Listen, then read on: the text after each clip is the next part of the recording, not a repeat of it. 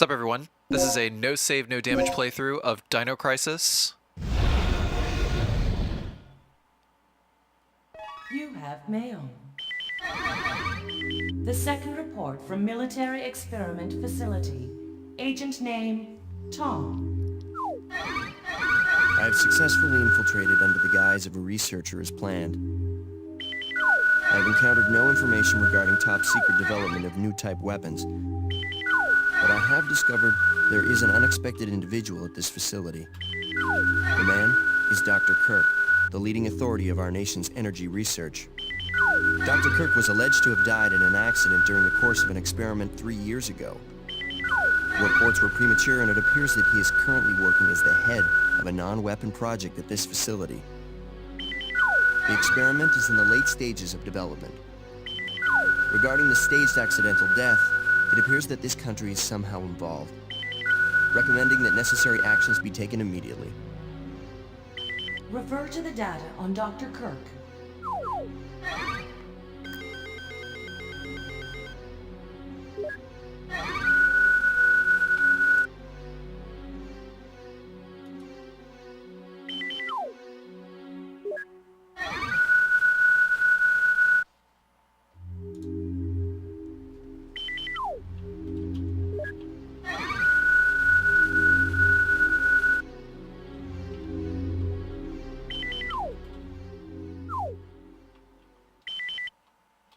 Operation instructions.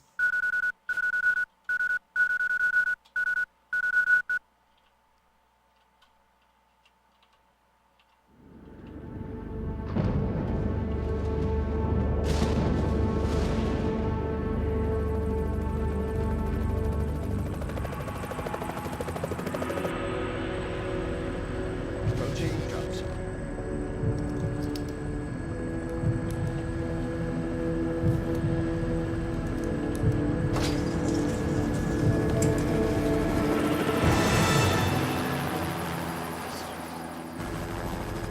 Feels like we got a little turbulence. Once you hit the ground, head straight to the designated convergence point. Got it?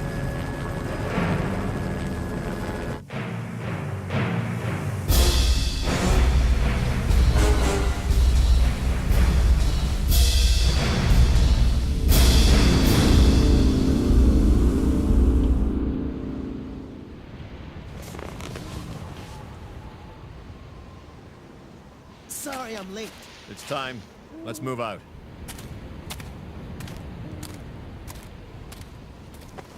What about Cooper? Forget him. Time's up. Wait! Wait!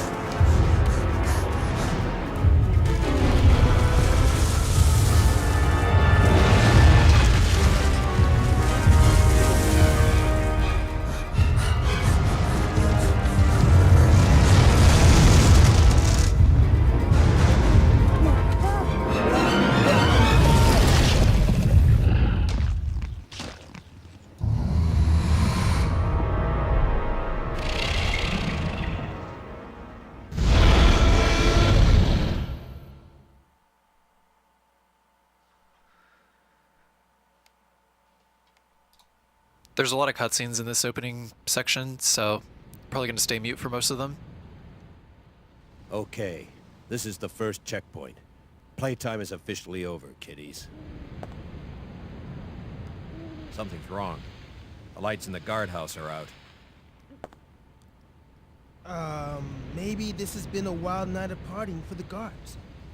You know, a little song, a little dance.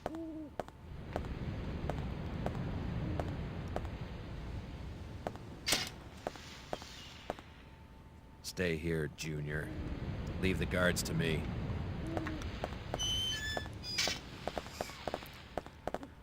Hey, did you hear what he just called me? Forget about it. Just let Gale handle this. All right. It's clear.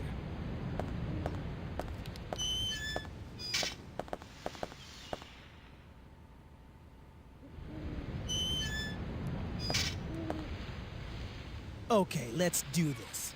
I'll infiltrate the facility and occupy the control room on the first floor. I should have access to all the security systems from there. I'll contact you as soon as I've cleared the room.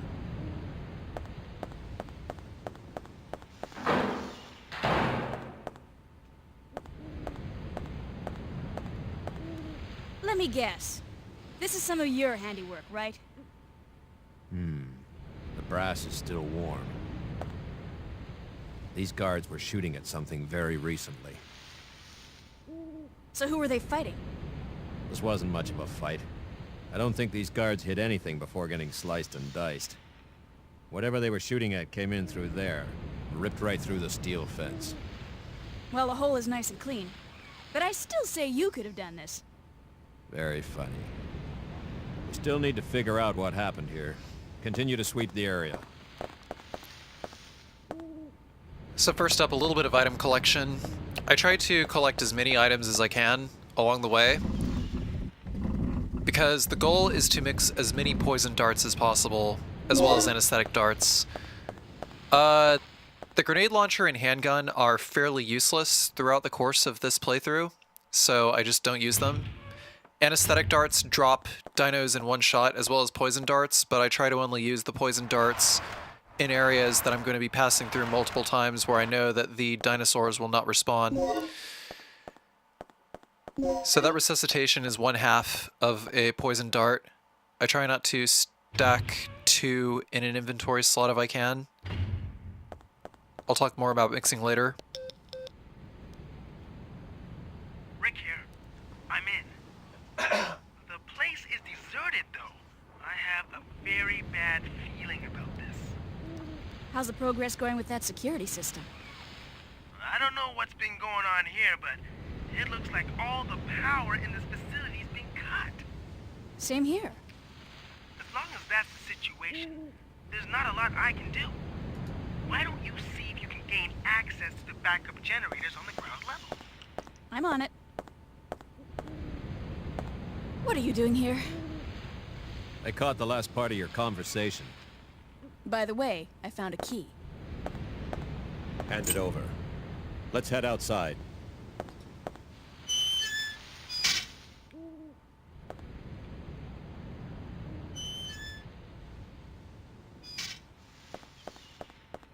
I should also mention that most of the spinning item boxes have random contents, so you kind of have to plan around that. Really knowing the flowcharts and how everything mixes into each other is probably the most important thing.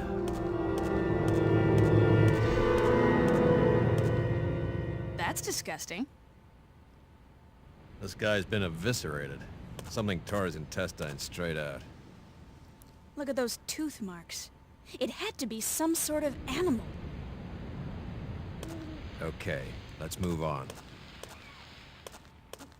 There is an item on this body, a med pack, but I avoid picking it up because when you come back through here, after some more cutscenes, then it will turn into an anesthetic aid, which I need in order to mix poison or mix anesthetic dart L++. The solution to this puzzle is center, right, center. That's the fastest solution to the puzzle, but really it follows a theme of getting specific colors in order, and in this case it's red, blue, green, white. There's a lot of generators like this, and the puzzle solution is like this every time.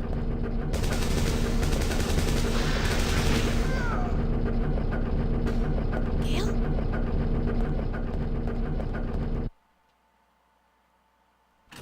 The handgun isn't terribly useless, but I should mention that it has 0 stopping power, and your recovery time takes a while, so the chances of actually being able to recover fast enough to run away from a dinosaur.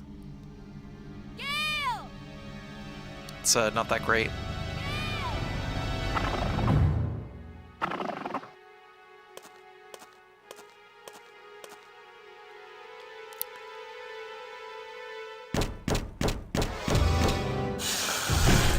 What is this?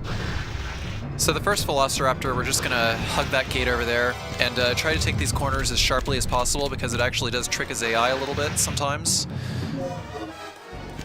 While you're bending down to pick up an item, the rest of the game will pause around Regina, so use that to your advantage.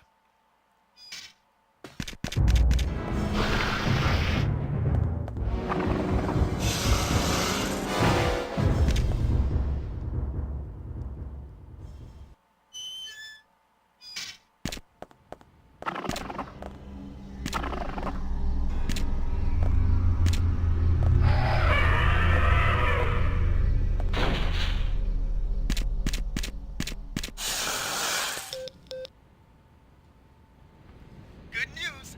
I got the control system back online. What's the situation over there? It's Gale. I lost him.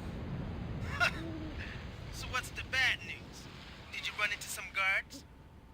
You're not gonna believe this. He was attacked by some kind of dinosaur. Now that's a good one. So, who was it? Barney? This isn't a joke, you idiot. We were just attacked by a big-ass lizard. For real, what's going on over there? Alright, head over to the control room and we'll sort out this whole situation.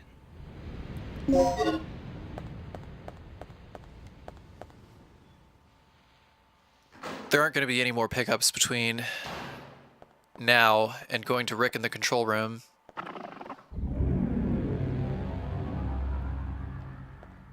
About the only real use for the pistol, though, is to gun down Velociraptors from behind these laser fences.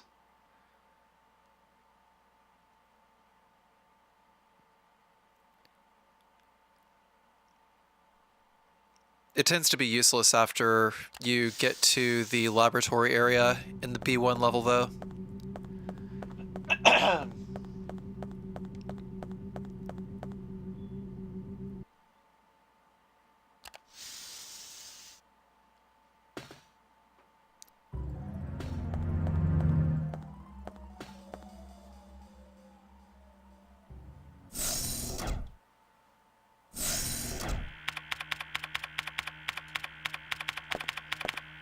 What's our status?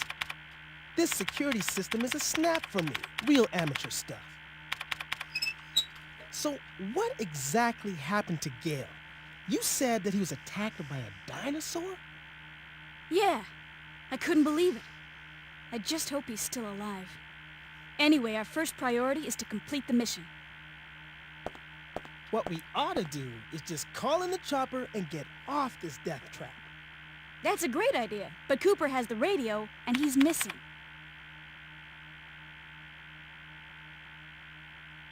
Hey, what's with this monitor?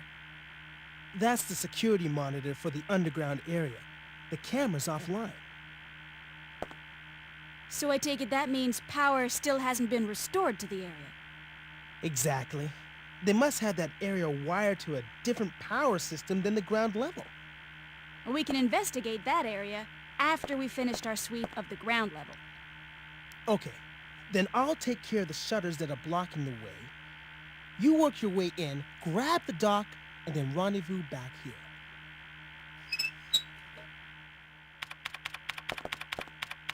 Yeah. Now what I want to know is where those things are coming from.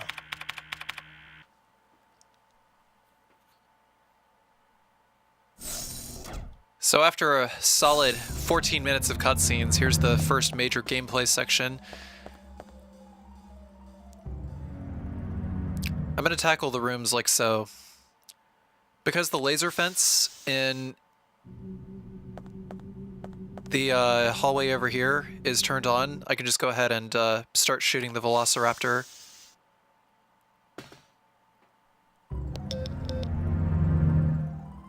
Regina, I took care of the shutter. You should be able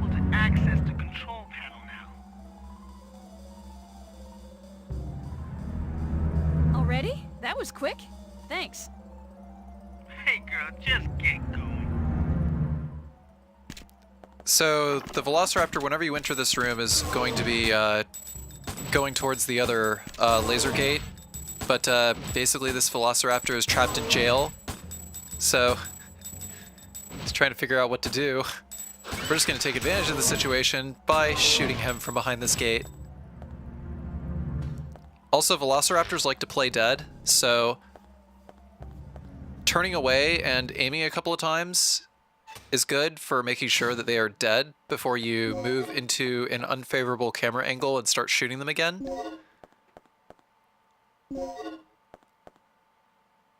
I got a free hemostat there. That hemostat may or may not be there, or it could be an anesthetic aid. But I got the anesthetic dart M's there as well, which are a static drop. So those will always be there. I'm gonna flick that panel to activate the locker, then grab the DDK disc and the plug. We're using the first two plugs on a red box later, because the idea is to get as many darts as we can, because healing items are more plentiful than anesthetic darts. So by mixing an anesthetic dart M, or 3 anesthetic dart M's with an anesthetic aid, we get 3 anesthetic dart L++s immediately. Well, 4 anesthetic dart L++s, but 1 is in its own slot, at which point we can just mix that lone anesthetic dart L++ and get 1 poison dart. Mixing 3 anesthetic dart L++s with a resuscitation will not yield more than 1 poison dart.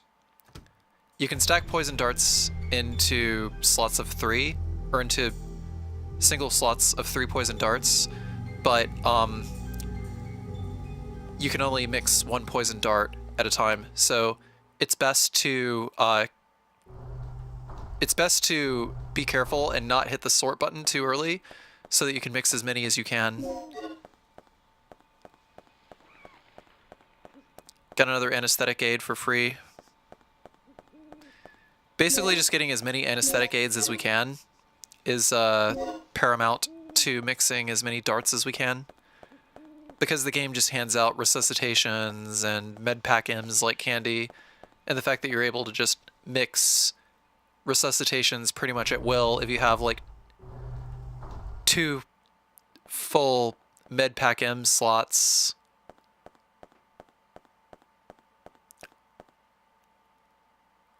Because all it takes is like 2 medpack L++s in separate slots for you to mix 1 resuscitation. A common question is, does Regina have the same voice actor as Jill from RE3? And the answer is no.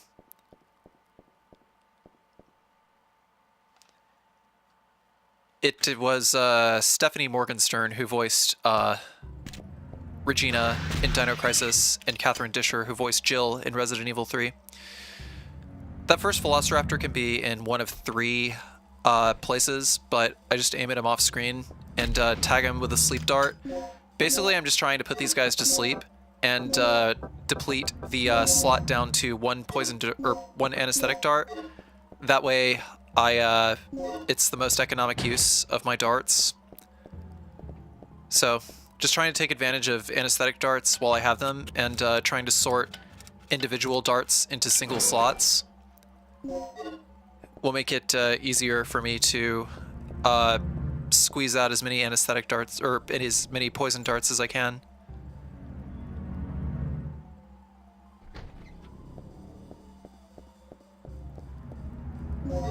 As long as you have both DDK-H discs, you can open that. Over there is another random drop. Before the next encounter, I have to have shotgun shells equipped, just regular shotgun shells. H-E-A-D. Cue cutscene. But actually, I'll just go ahead and, actually that was kind of a waste of a recovery aid. I should have mixed it with that hemostat in order to get more medpack L++s on the spot. Whoops. The only time hemostats are useful. Survivor. Are you from the rescue team? Yes, I am. Do you know where I can find Dr. Kirk? Kirk? That fool. What's he plotting now? What are you talking about? Here. Take this. What's this for? I don't know. Told me extremely vital.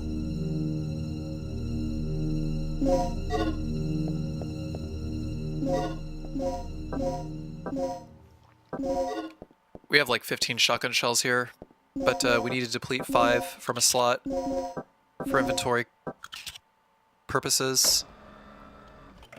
After putting the panel keys in, the code is 705037. I'll take the DDK in, just double check and make sure that I have my shotgun shells equipped. The T-Rex here takes hit stun basically every time he lunges to attack. Kidding me. And he also takes damage whenever he roars. Every time he roars, he just like pushes you back with his bad breath. Bam, flinch, and he roars. I shot him, he took damage there. Waiting for him to open his mouth to attack. Interestingly enough, his death animation didn't happen there when he roared, but it normally takes 4 shotgun shells for the T-Rex to disappear. But in general, just wait for him to attack, and you will basically just hit stun him every single time. But this only works for the first 2 T-Rex encounters. The 3rd T-Rex encounter, we just don't fight him at all.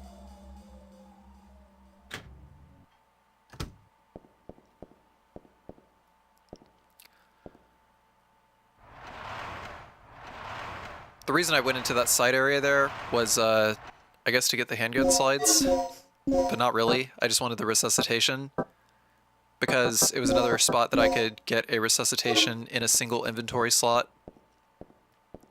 Right about there was a good place to mix, because I didn't have any more anesthetic darts, and I also didn't have 2 resuscitations in my inventory. I've unlocked the shutters near the entrance. One more thing. I just caught a glimpse of something on the monitor that looked human. It should be somewhere near the front of the training room. So, check there first.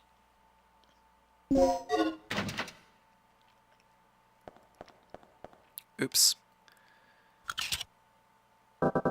The code for this door is newcomer. N-E-W-C-O-M-E-R.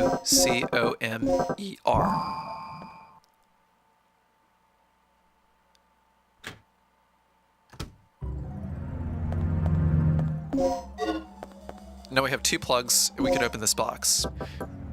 This box has a free poison dart. And I switch out the hemostat for the intensifier there, because once again, they're not that useful hemostats, unless you have recovery aids, in which case you can make medpack L++s pretty easily. But I would prioritize full medpack M slots over those. Once again, contents are random, so you have to kind of prioritize things.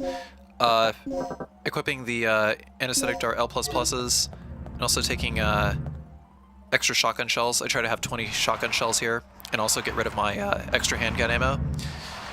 It's actually, getting rid of your extra handgun ammo is not necessary, because depending on whether you get an early raptor or a late raptor, when going for the second generator fuse puzzle, then you can actually use those extra handgun bullets to fire at him from behind the laser fence. I'm just like mixing these hemostats with the med packs to just kind of get as many L++ as I can. Just squeezing. It's not very economic, but it works.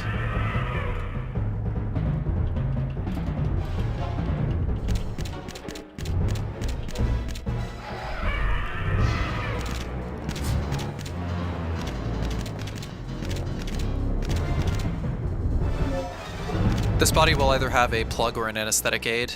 Actually, I think it's a plug 100% of the time. I'm not sure if there was like a random drop here that you could pick up or not, but generally there's only the key. These cutscenes over here, Regina obviously does take a hit during the cutscenes, but they're unavoidable. So as long as you jiggle the D-pad, then you will not receive any damage. Gale, you're still alive. Good timing. What is it? Another lizard? That's no lizard. It's a dinosaur. Dinosaur? Look, something's really wrong with this place. This whole mission has gone sour. Hey, it's always eat or be eaten out in the battlefield. No matter who or what you're up against. Any word on the dock yet? I've got to hook up with Rick again. My radio's dead and he's the only one who can fix it.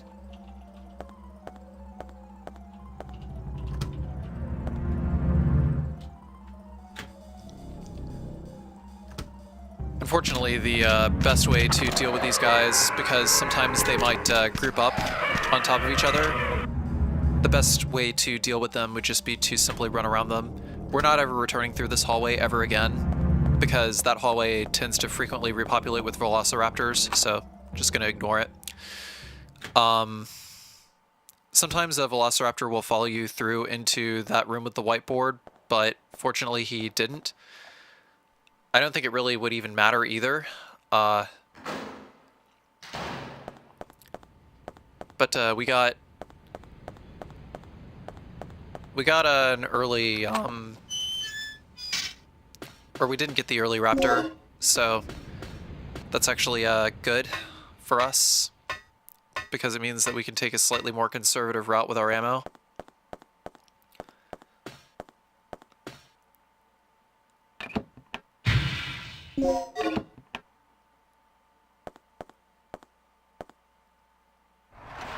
Apparently I've just been notified that if I ran straight ahead instead of to the right side of the screen in that room, that's when the raptor would follow. Also, there was another fuse under that shelf. We're going to be using that fuse to open up the green box outside of the control room.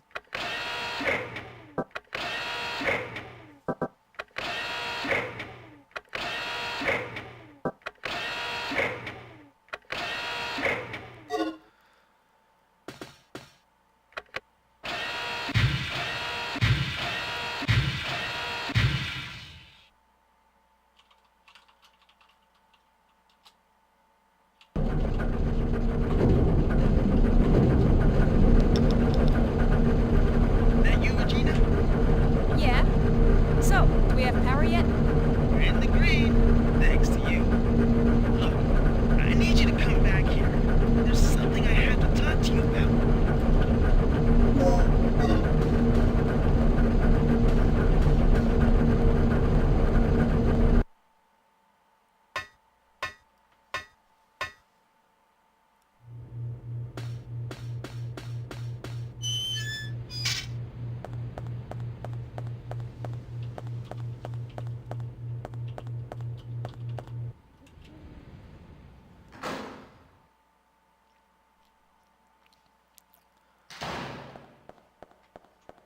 So once again, that velociraptor is going to jump through the window one way or another, and he's going to, you know, start ripping on your arm a little bit, but as long as you shake fast enough,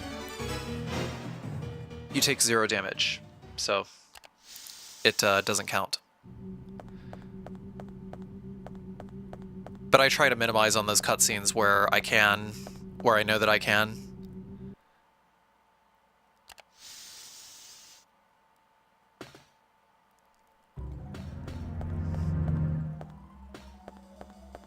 You know, just get savagely attacked by a velociraptor. Another day in the office. I'm putting away these resuscitations and these other med packs for the time being, so that this way I can sort my inventory and also keep slots free for another resuscitation that I'm going to grab later. What's the emergency? Gale just told me he saw someone on the underground monitor. It flashed by pretty quick, but I'm sure I saw something. Rick, open the shutter to the underground area. What is it? It's a distress signal from one of our team members. It must be Cooper. Yeah, or it might be Tom. He infiltrated this facility posing as one of the researchers. Can you pinpoint the signal? It's coming from outside of the building, to the east of the rear entrance we came in from. Look, we'll deal with it later. Our first priority is the survivor in the underground. It could be the doc. What are you talking about? He's asking for our help. We don't leave our own behind. And what if it's a trap? Would you want one of us to come and rescue you? Don't bother. I'm willing to take that risk. Remember our mission. We're not here to babysit. That's your way of operating, not mine.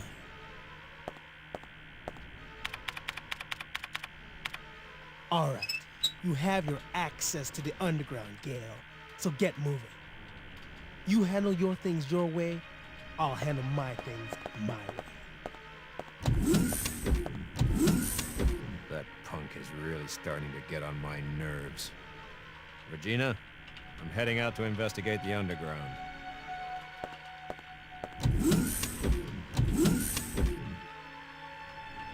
I chose to go Rick's route because I already went Gale's route in the speedrun. Because a no damage run is not a speedrun, I can take a few more liberties. It was asked in chat earlier, does Regina have limited inventory space? And the answer is yes. Regina does have limited inventory space. 10 slots for supplies, but unlimited slots for key items.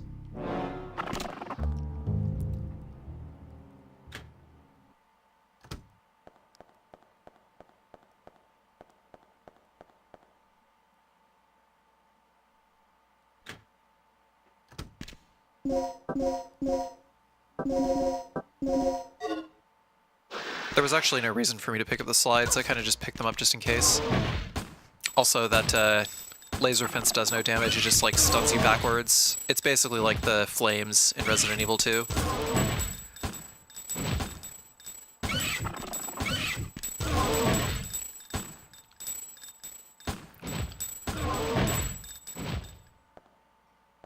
Doing a quick spot check to make sure he's dead.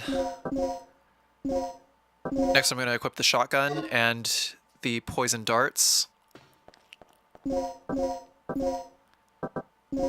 which I almost didn't equip. A lot of times I stop and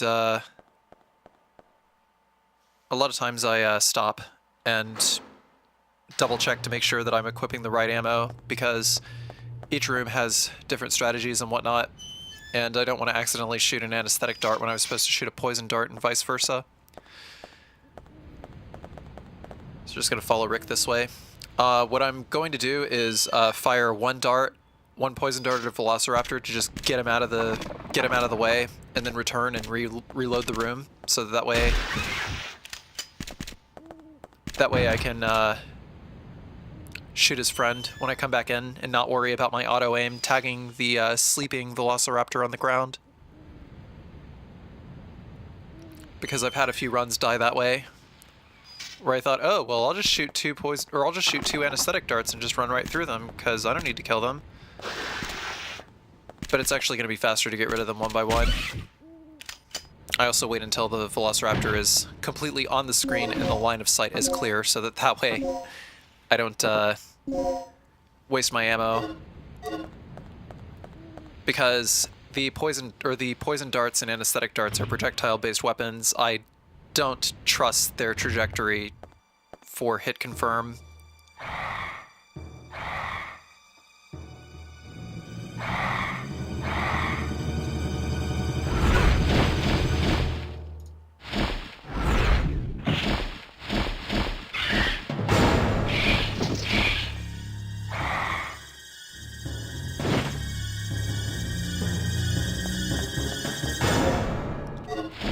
Grabbing the plug from this box allows me to just kind of hug the wall, and that Pteranodon will completely miss.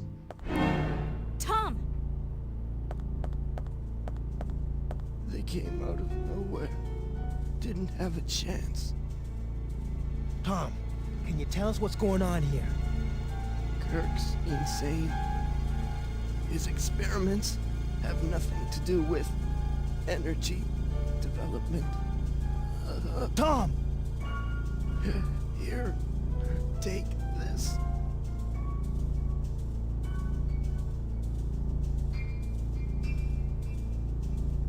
His wounds are pretty bad. We have to move him someplace safe immediately. I'm not picking up the shotgun out there quite yet, for obvious reasons. There's still Pteranodons out there, and their hitboxes are fucking huge, so I'm trying to avoid them. Trying to hug this as tightly as possible. I think I might have actually dodged this one. Yeah, I did! After so many problems with that Pteranodon, I believe it was Oasis who told me that they fly one direction and they try to like always hit you in the back, as some attacks tend to do in a lot of earlier Capcom action games. They tend to like lock on to like a specific part of your hitbox so that the animation can complete. And I'm guessing what happened was I managed to glitch out the hitbox a little bit by swerving to the left. So miraculously, I avoided damage that way.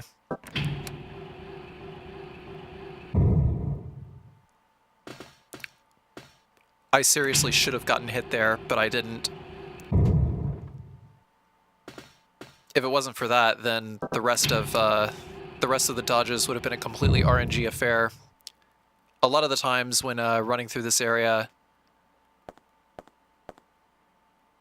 I'd wind up praying to RNGesus that he let me through the area, but sometimes the Pteranodons would cooperate, other times they wouldn't, so.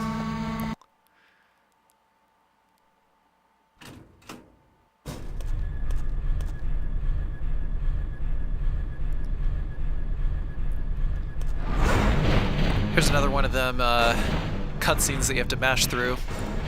In order to mash through these cutscenes, I usually just mash the square and X buttons in the D-pad. It's enough to turn this dude into schmuckers. I should also mention that I'm playing on the Dreamcast version of the game. The reason I'm playing on the Dreamcast version of the game is because it's easier to capture. I'll go into the details of why a little later.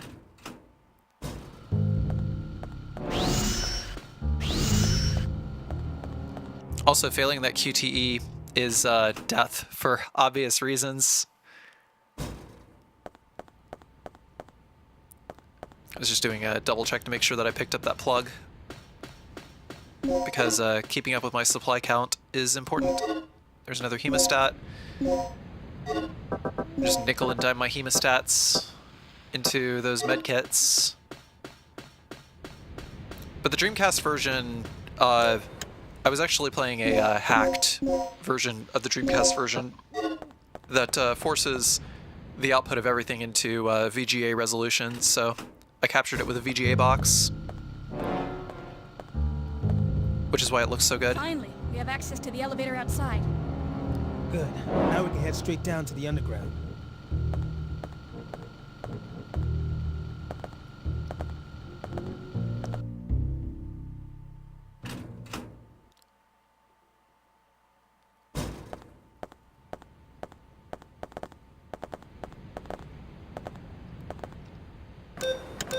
So you saw the beast, right? Yeah. Pteranodon, wasn't it? I meant you saw that it was a real dinosaur. It's unbelievable. Didn't I tell you? This is just like that movie.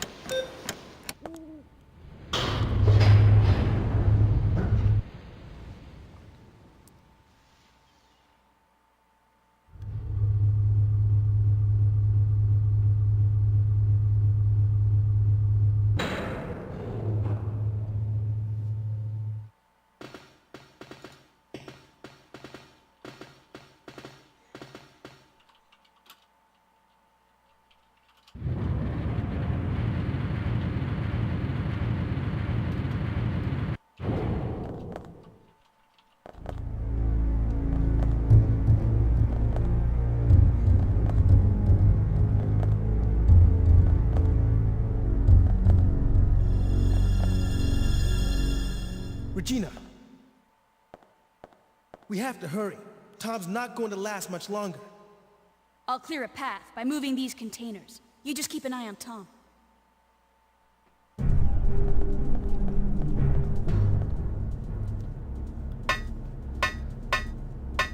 There's another item under this shelf over here. Could be an anesthetic aid, a med pack, or recovery aid. By mixing the recovery aid with 2 hemostats, you can actually mix together basically everything that it results into 2 med pack L++s. So for this puzzle here, what I do is I start by hooking and then I hit start. Then on the next section, I do left, up, drop, down, hook. I think I messed up. Left, up, release, down, grab, start.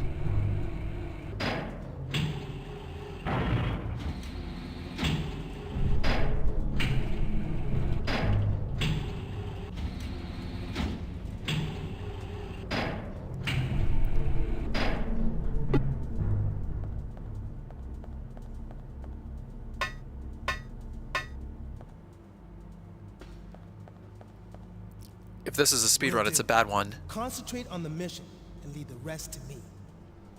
Right.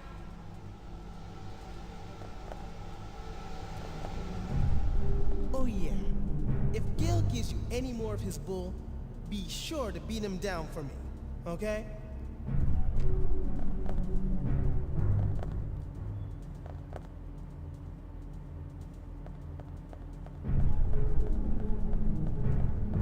There's another med pack, or sorry, another anesthetic dart, M bundle in here. So we gotta make sure that we have an inventory slot free. Rick, watch out! Chew on this!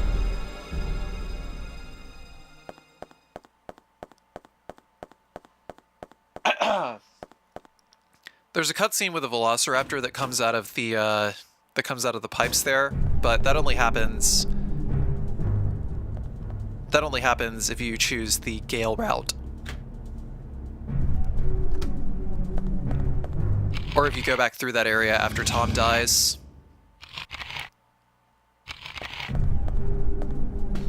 As long as you keep moving, compies will never hit you.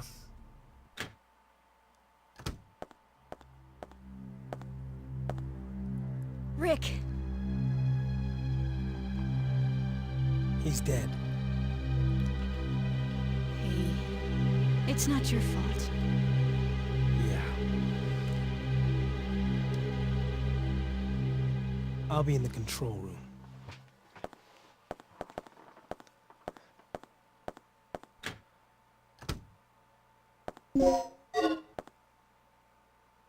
There's an ID card and also some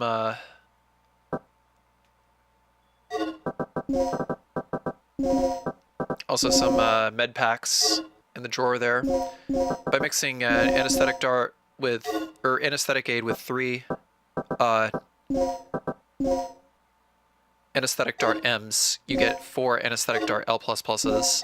So I use that to get rid of the L++ and the resuscitation and get a poison dart out of it as well. So then I grabbed 2 more medpack M's so that I can mix more resuscitation later. In general, as long as you mix the recovery aid with the recovery items and the anesthetic dart with the anesthetic items, then you're going to get what you are looking for a lot easier, whether it's anesthetic darts or med packs, for pretty obvious reasons. Hemostats, I wouldn't really mix with any of the lower level items. Or sorry, the aids, I wouldn't mix with any of the lower level items like hemostats or anesthetic dart S's.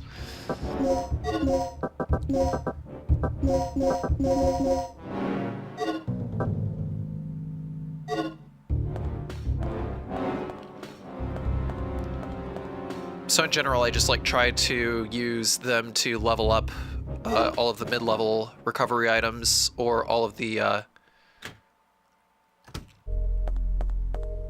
like I just try to use like hemostats, or like hemostats for on medpack EBs to level those up, like slowly.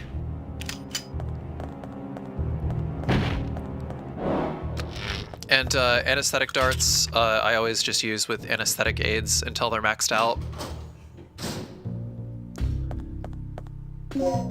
But try to get 3 in a slot before I max out the level, so that I can get a free anesthetic dart L++ to mix with the resuscitation and max out my poison darts. So we got the fingerprint collection device, a plug, and another DDK disc in that room.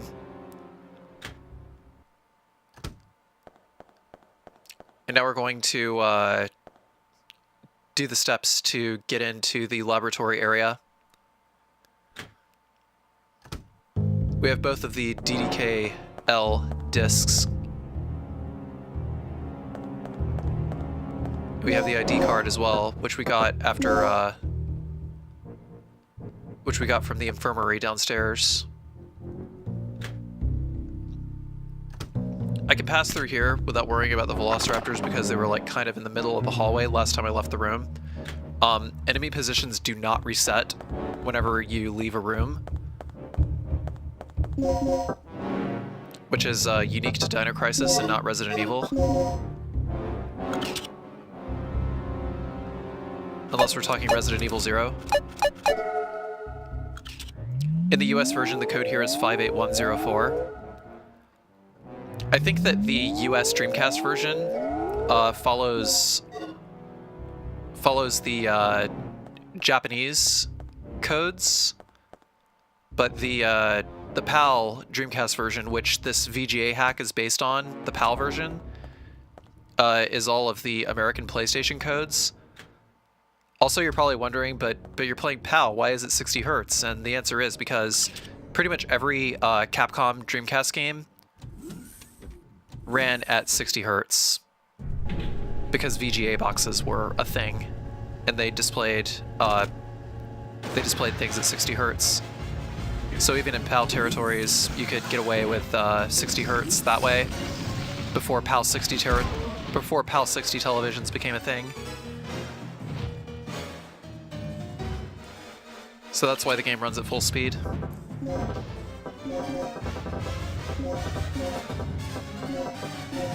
The code is laboratory, as in DD, get out of my laboratory.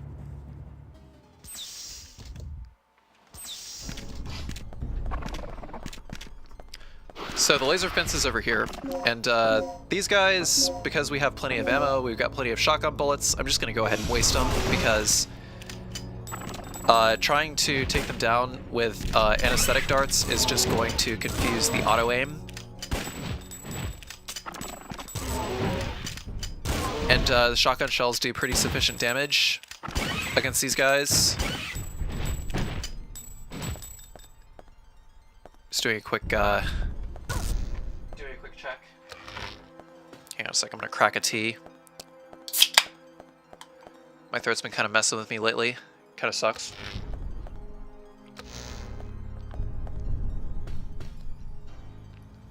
So we have 2 plugs here. Gonna grab the poison dart out of here and more shotgun shells and the slug bullets. I should no longer have 9mm parabellum in my inventory at this point. Oh, hey, look at that, an item. By hitting the sort button, I'm able to free up a slot, pick up this item here, because I don't have 2 resuscitations, so I'd only be mixing together the poison darts at that point.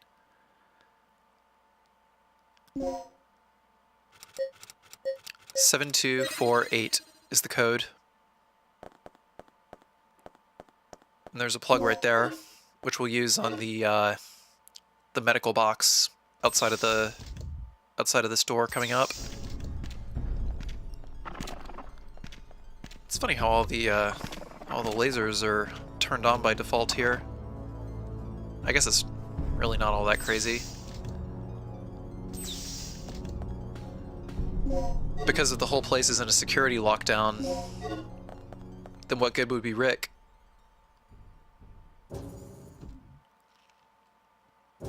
So there's another plug on the shelf, and also another DDK disc, which is the DDK-E. In order to solve this puzzle, it's red, red, green, blue.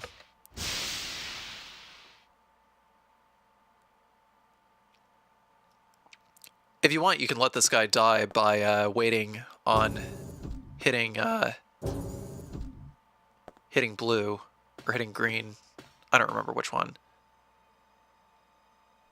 You're gonna be okay. What happened? That fool. Who are you talking about? What are you planning, Kirk? I'm here with the rescue team. Where is Dr. Kirk? Here. This will give you access to his personal lab.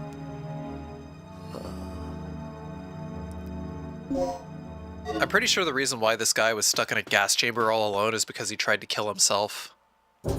Probably saw that there was no way out. Poor guy.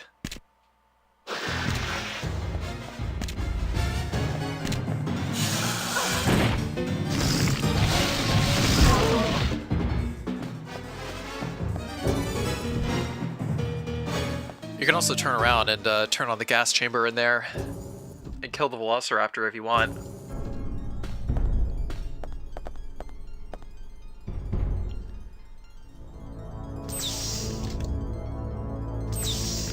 Well, I suppose the alternative strategy, or the alternative theory, is that Dr. Kirk would have tried to kill him.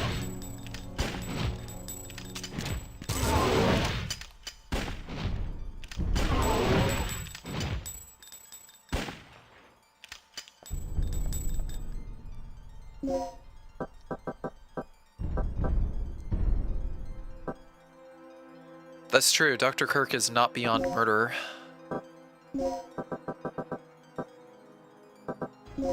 He is not beyond murdering his colleagues. But I guess he wouldn't really see them as colleagues either. So after those guys, we're going to get rid of the shotgun bullets and just carry those 10 slug bullets instead. Actually, I don't even need slug bullets pretty much ever.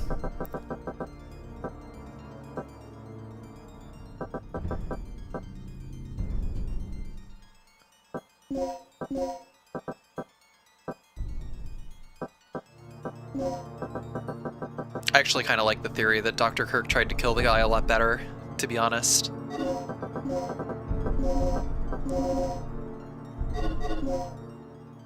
By the way, it should be mentioned, I'm actually recording this live in front of a live studio audience at twitch.tv/carcinogenSDA.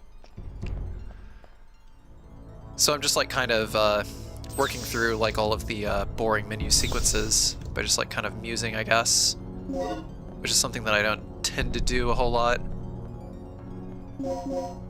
during long commentaries like this. Anywho, we're gonna be using the key chip here, and the code here is 3695 as it says on the key chip. Then we're just gonna organize it like such, just like in the pretty picture.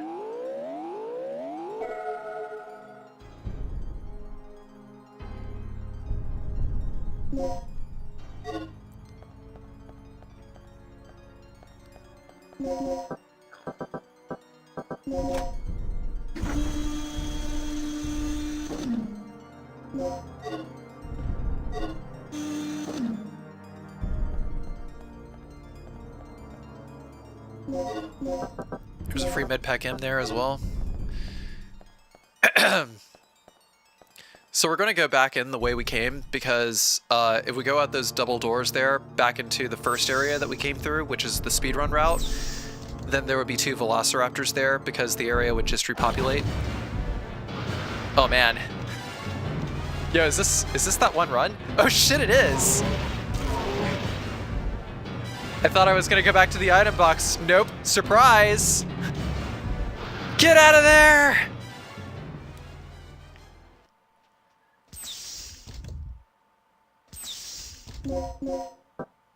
Pretty sure I have a clip of my reaction during that section.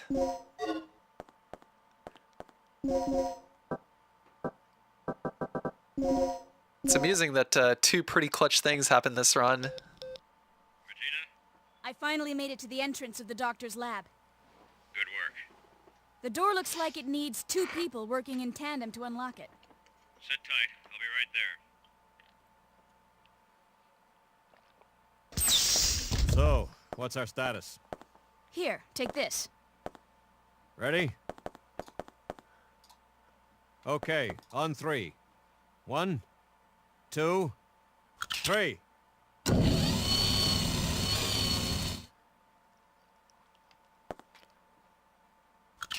And the code here is energy. E-N-E-R-G-Y.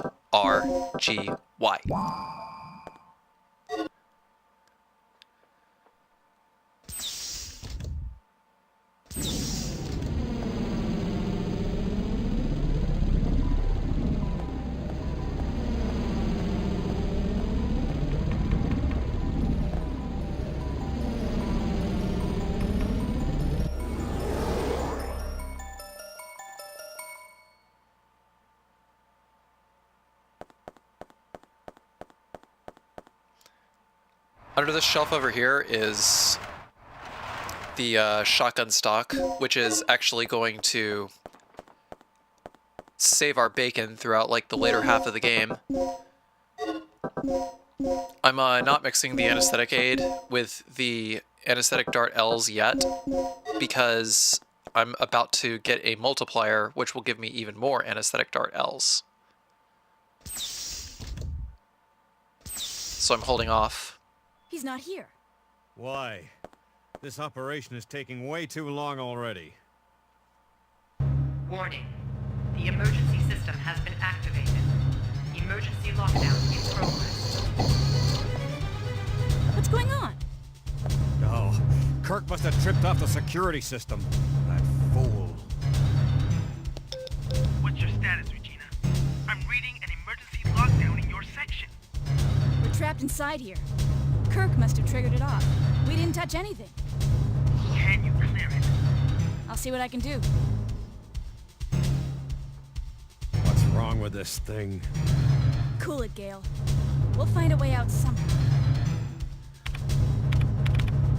So there's a screwdriver in the toolbox here, which I already grabbed earlier. I've been kind of grabbing it early out of force of habit lately. I'm not even sure why.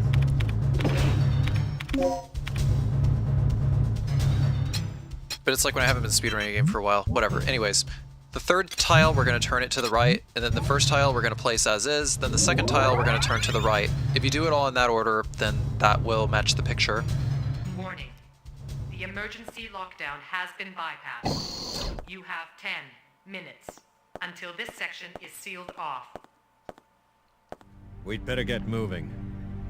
We've bypassed the door lock and we're on our way out. That's great. But the entire underground area is crawling with dinosaurs. You'll never be able to make it through there. Don't sweat it. I'll take them all out one by one if I have to. Brilliant plan, fearless leader, but I have a better one. These readouts tell me there's an emergency escape hatch in the dock's private quarters. You should be able to make a clean break through there. Are you sure? Yeah, but there's one problem. The hatch is password locked through the mother system. Forget it. If you can't crack the code before the dinosaurs rush in, we'll be completely trapped. I know. You just have to trust me. I don't. Fine. What about you, Regina? Make your choice.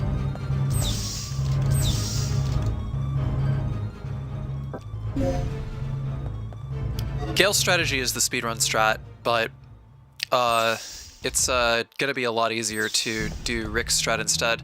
Basically what I do is I just have a notepad open in front of me and I just like write down the solutions as they pop up on the screen. So Good work, Rick. It was nothing. But that's just the beginning. The release code for the hatch automatically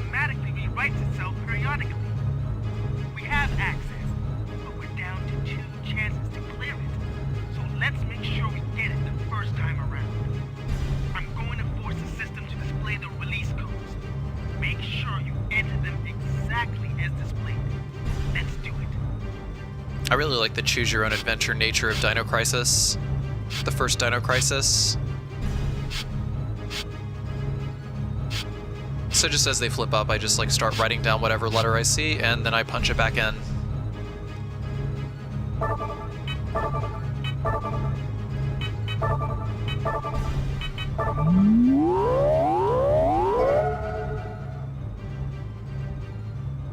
transmitting the next.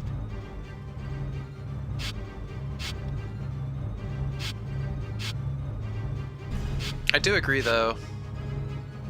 Regina does kind of sound like Jill in Resident Evil 3, even though they're not the same voice actress.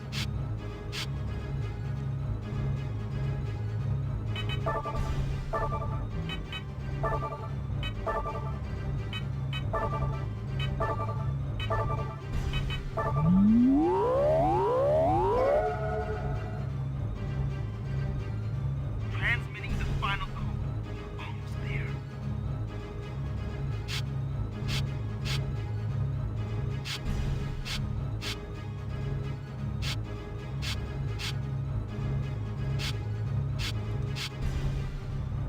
I think all things considered, the voice acting for all the main characters was pretty good for a Capcom game. Even though Capcom games are pretty well known for having bad voice acting.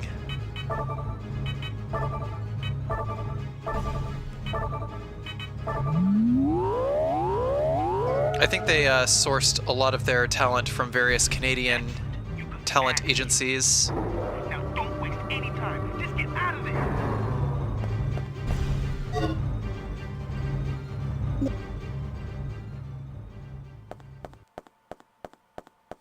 But all in all, it's not quite so cheesy. Hold it! Dr. Kirk, we've come to help. We're representatives from your nation's government. My nation?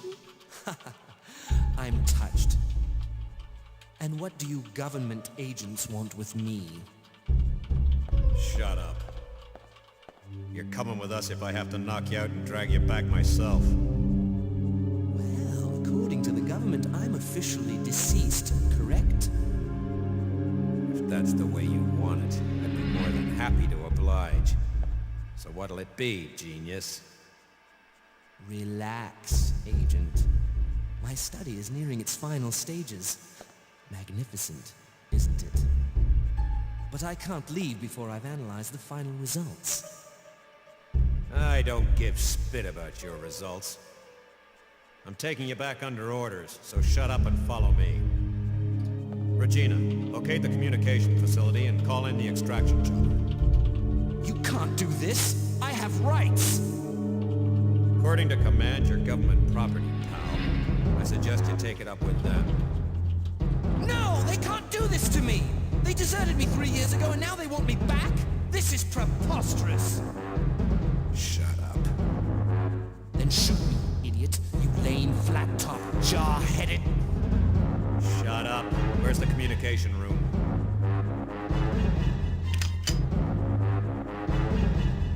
Take the elevator up from the control room. I need a card to access that elevator. I know you've got one. Hand it over, Doc.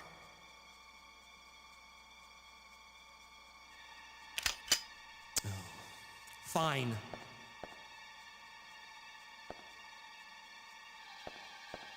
So, we're all set then.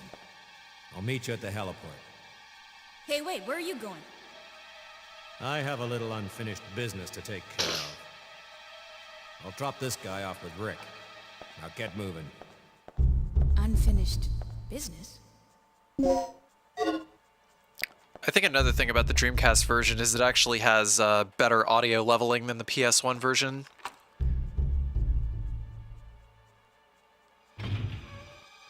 Because a lot of times the music and other sound effects will overpower people talking. So we're going to go ahead and turn on this switch over here, equip these slug bullets, and gun this guy down. The only time that you should ever be using regular ammo against dinosaurs is from the safety of a laser fence. because literally nothing has the kind of stopping power for you to be shooting at them head on, unless it's an anesthetic dart L++ or a poison dart. Otherwise, you're pretty much guaranteeing yourself to get hit by them.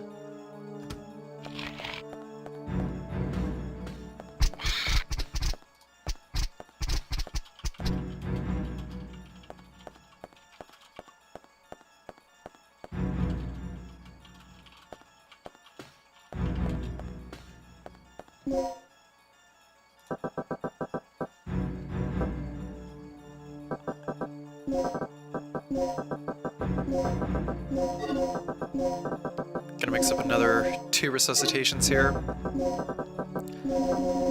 Medpack M plus plus recovery aid pretty much means a free resuscitation. But pretty soon we're going to be getting a multiplier that I can mix with those anesthetic dart L's there. At which point I can mix 2 more recovery aids with those, and I'm going to get another 2 poison darts in a second.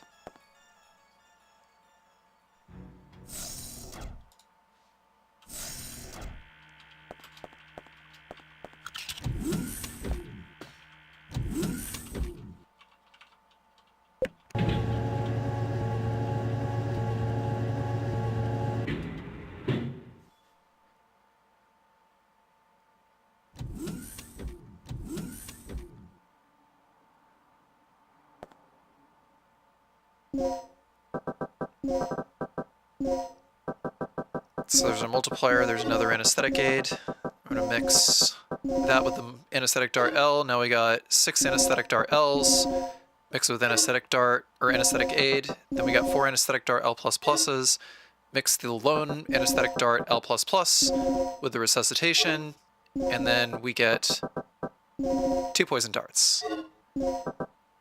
Now I can hit sort, stack them, and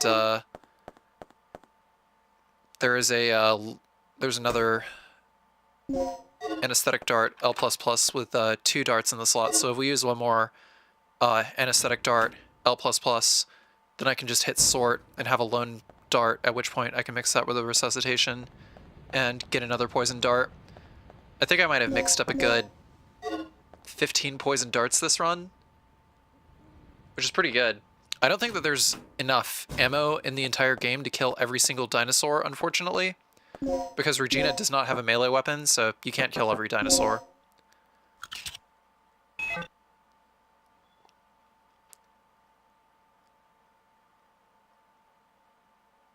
Even if you're as economical with your ammunition as you could possibly be, you won't kill every dinosaur.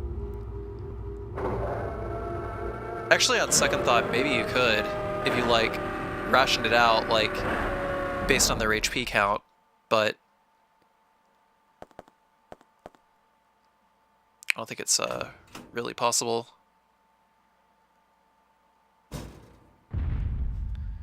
So for the T-Rex here, we gotta make sure that we have our slug bullets equipped with the shotgun. Regina, what happened? The emergency lock on the second floor's just been activated. I'm a bit busy right now. Do something about it. Don't sweat it. I'll release the lock. Okay, so try to hug this wall as tight as we possibly can. I had to make sure that my ammunition was equipped. No, I didn't do that here. Okay, so basically fire as soon as he attacks. Every time. It will put him in a stun loop. It's open. We're all clear.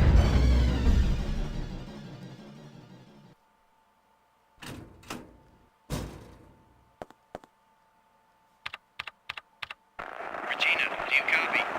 Finally, a signal. Signal's weak. Interference. Static. I'll give you the abridged version. Mission complete. Scrub the initial plans and pick us up at the heliport immediately. The heliport. This entire island's a bloodbath. The only survivor not on the team is the doctor. I'll give you the details later. Just get back here and pick us up ASAP. Roger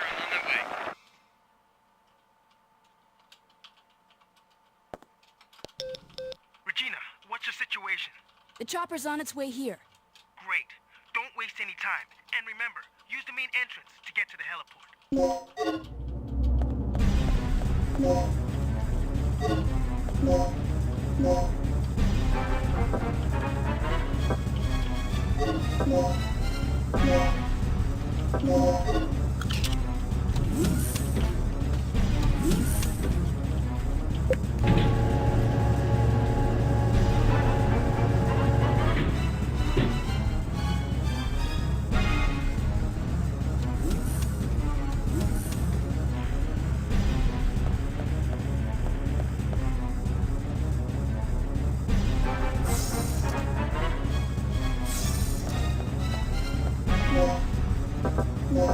This is going to be the last time that we are in this area, so I'm trying to grab as many of these resuscitations as I can.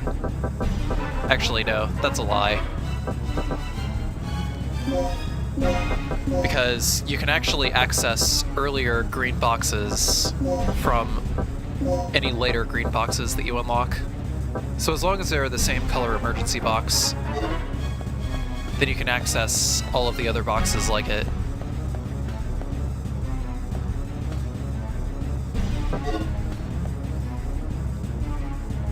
I'm kind of debating which direction I want to go because I'm going to have to deal with a velociraptor either way.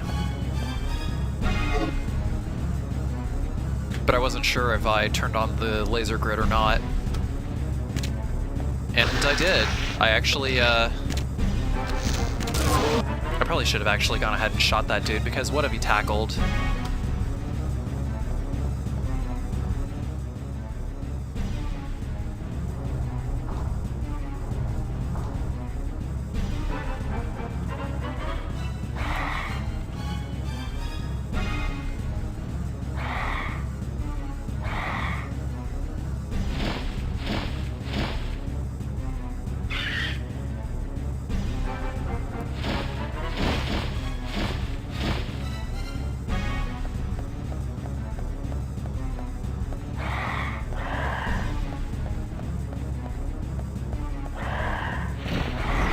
We don't gotta worry about this guy as long as we hug the corner.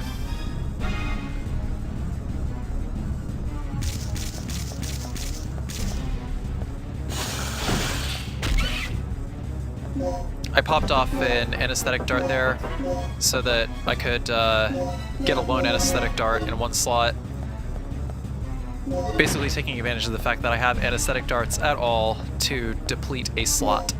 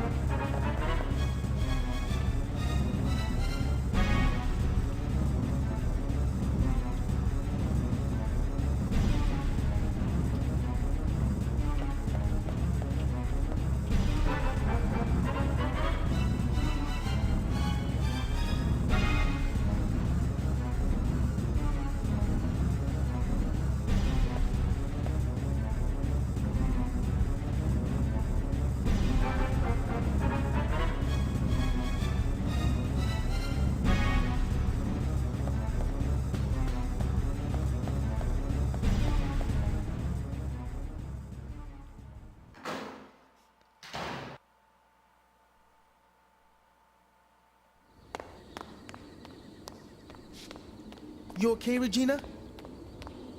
Where's Gale? I don't know. Haven't heard a word from him. What's he doing?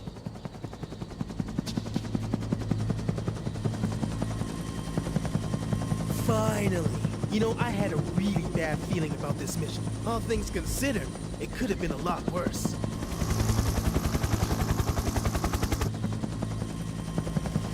That's odd. Something must have those animals spooked.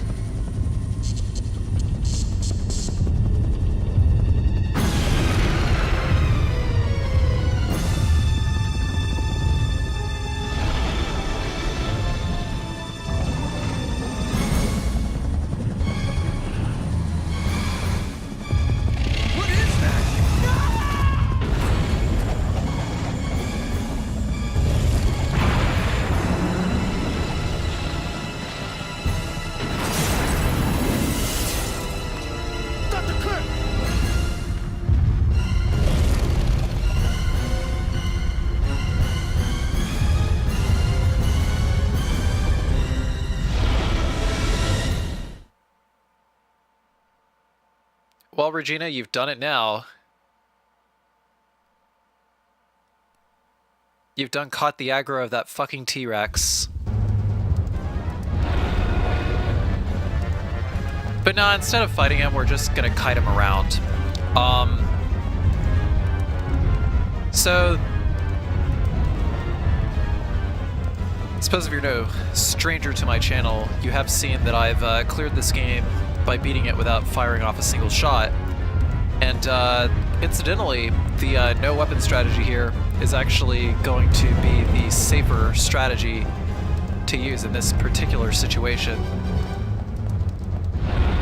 I'm pretty sure that when the T-Rex is rounding the corner, he takes no hit stun because his walking animation changes.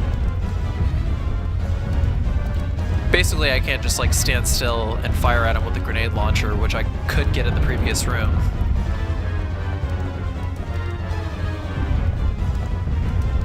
Generally though, I'm just taking tight lines, and whenever he comes on screen, I just start running.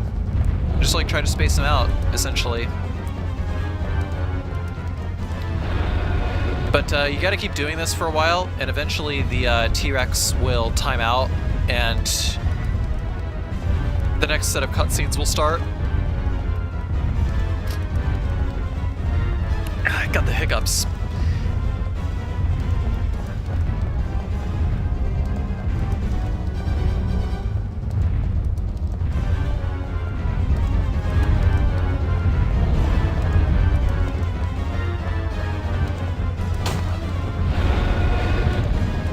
There it is.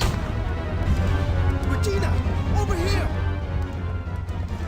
So this is what's up. We gotta wait for T-Rex to start coming around the corner there. There he goes. Now he's locked his trajectory. He's not going to bother us. We're screwed.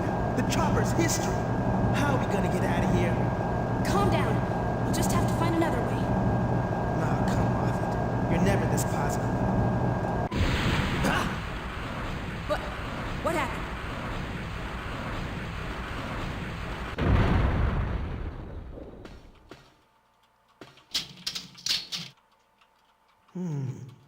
Elevator shut. We'll have to find another way.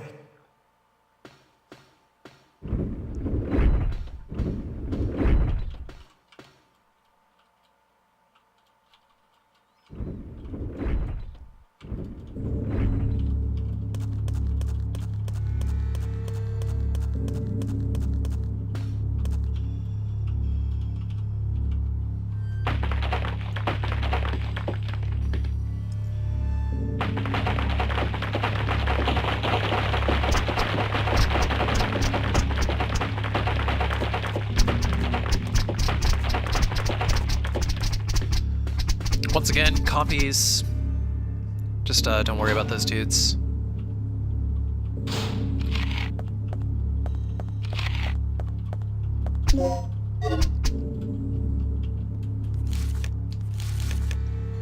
We have to read the document on the ground there.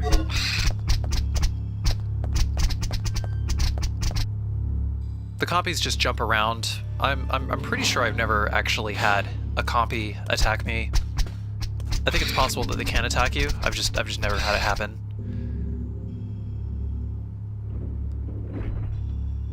You done yet? What do you mean? Of course.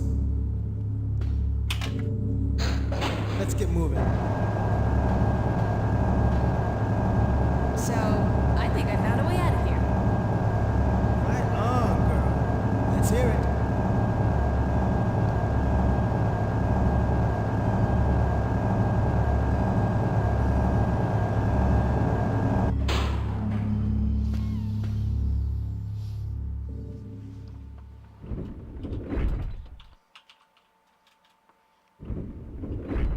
Okay, we're here again.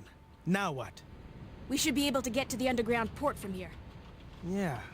Then let's do it. Hurry! I'm worried about Gale. Our fearless leader? Fine. Let's move out.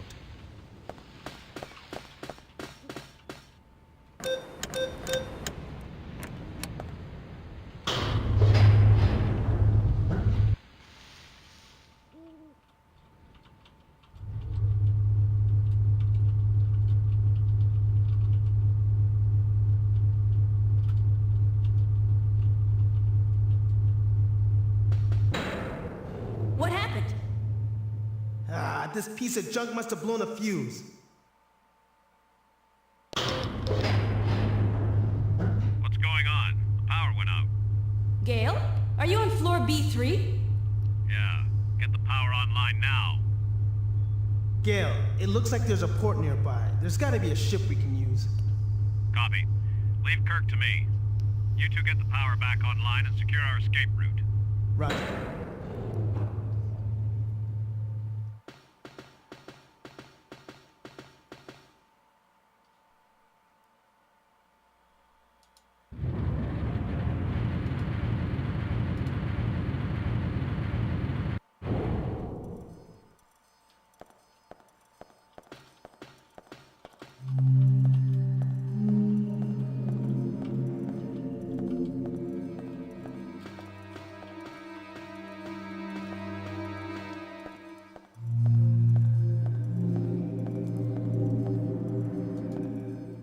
What the?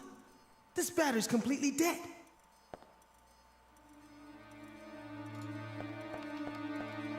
Just gotta pop our head into this room really quickly in order to get the fuse. I'm not even really sure that there was any reason to take the fuse out of here because I don't even know, well, like, what door it's for or anything. Unless, like, Rick reroutes the power, which makes it possible to put that fuse, like, right back here.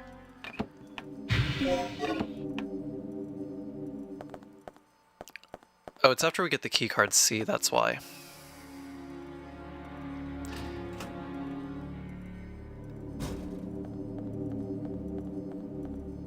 No, it's still confusing. I have no idea what it operates on. Perfect.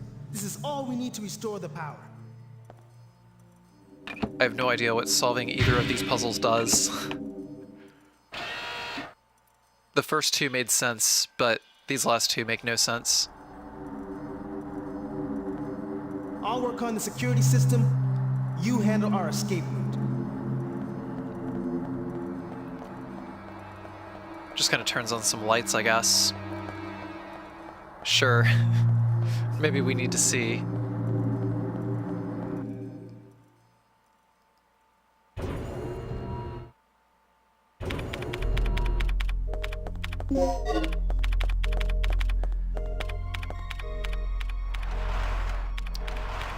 Under this shelf is always a plug. We're going to use it to open up the yellow box for a multiplier.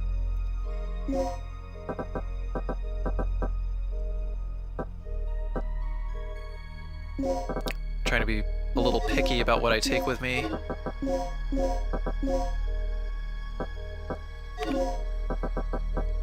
But I usually like to mix intensifiers with anesthetic aids to get like a base dart, if at all possible.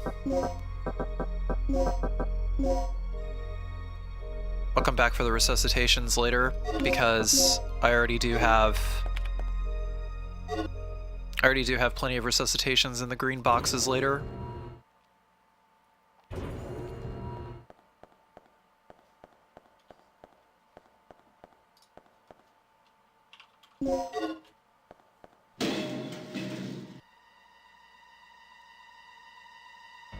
There's a resuscitation there.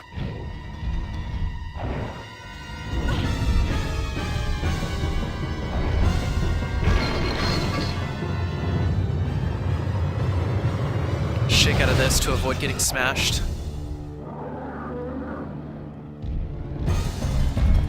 As long as we exit this room and go to pick up the other crane keycard, then the Therizino Dawn in this room will despawn and we can just solve the puzzle. because this one was really close. Just gonna pop a dart into him.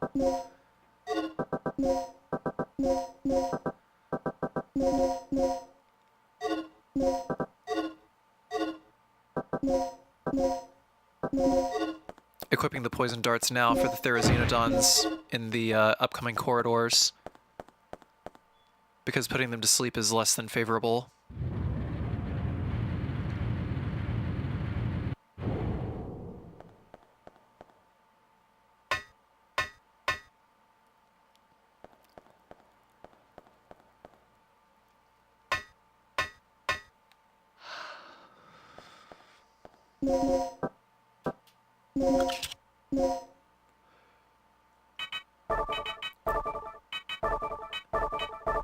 So for this first cycle, it's going to be up, hook, left, down, release.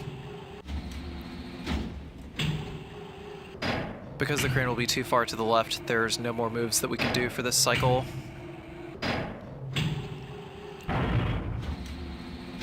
Pretty sure I found a faster solution than this in my speedrun, but I'm not sure.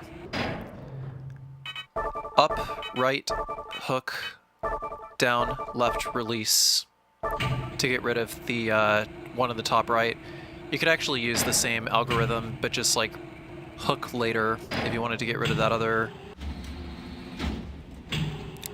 container over there, which I actually think would wind up being faster because it takes fewer moves to grab the one on the top right. And your hook is going to be over that other container there anyway.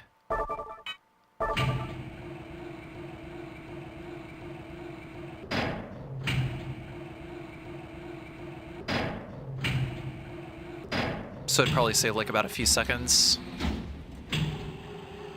I realize this isn't a speed run, but I still think in terms of speedrunning sometimes.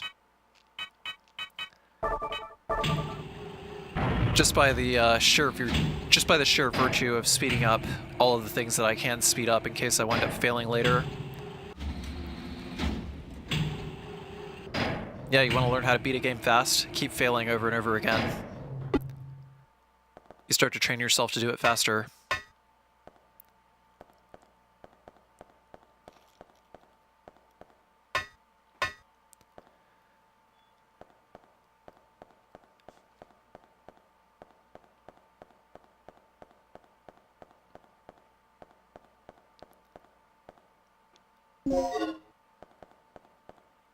Still can't figure out what's in these containers over here. Probably like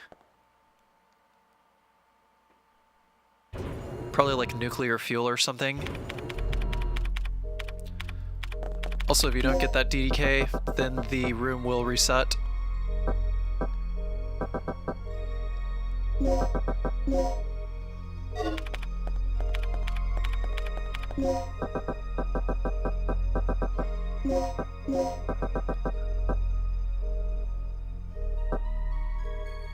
Couldn't really decide what all I wanted to take with me. I mean, it's cool. I was going to come back into this room in order to grab the remaining things from the yellow box anyway, but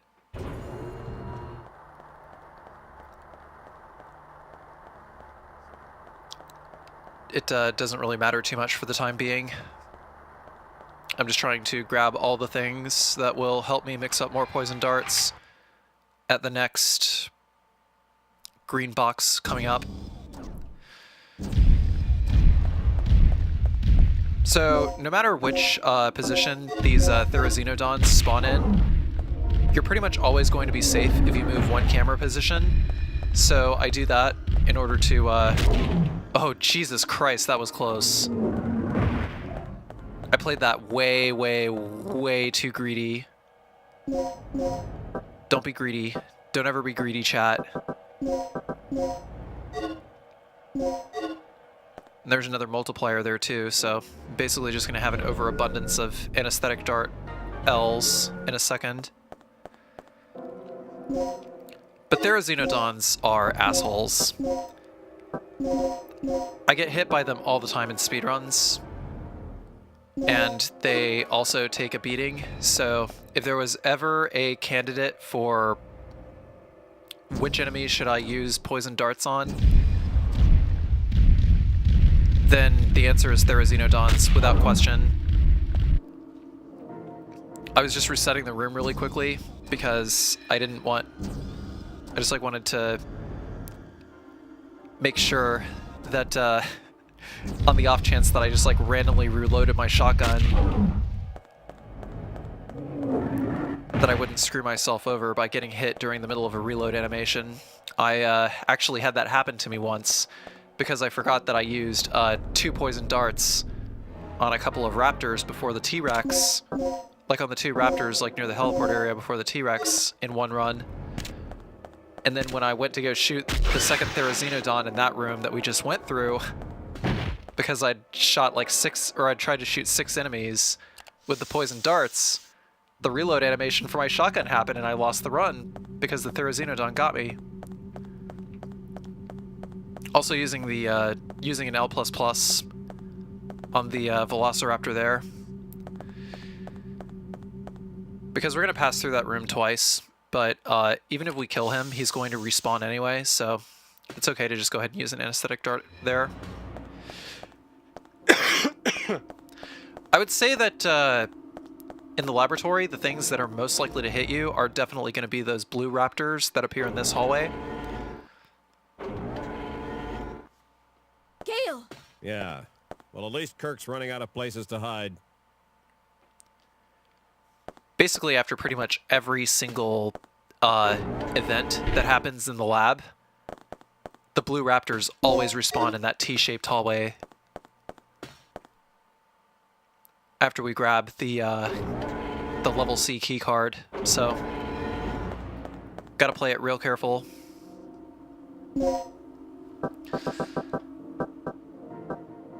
So right about now, because I have an overabundance of L++,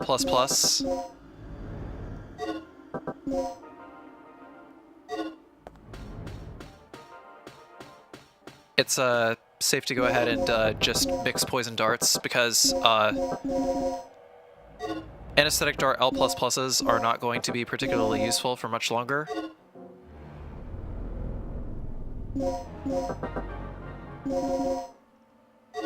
So mixing that there. Gotta go back and mix another, gotta go back and get another resuscitation, accessing one of the previous item boxes. But we just got like 4 poison darts with this mixture, basically, so we're gonna be largely set as long as we can get more resuscitations. This is like probably the only run I've had where I've had more poison darts than I've had medical items to mix, or than I've had resuscitations to mix them with.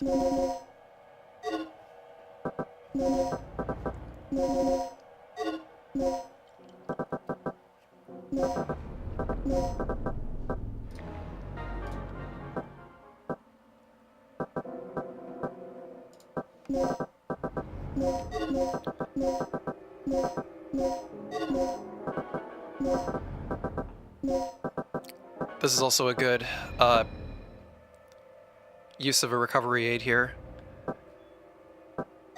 I decided to avoid mixing the anesthetic dart, the lone anesthetic dart L, so that I could mix it with another multiplier if I happened to get one, but actually there wasn't really too much of a reason to do so.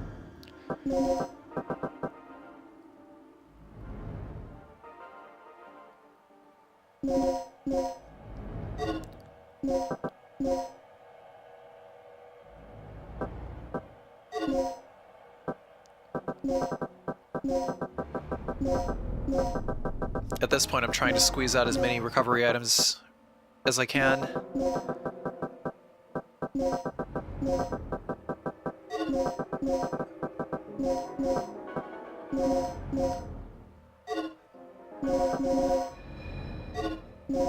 Bam! Resuscitation.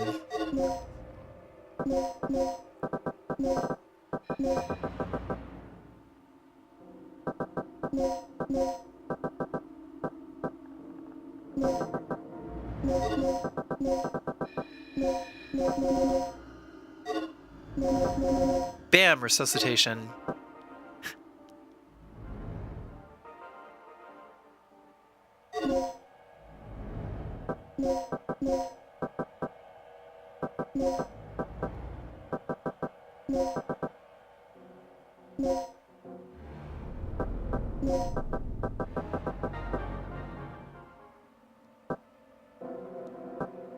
I actually should have just used that intensifier on that L, because after a point it's just not going to matter.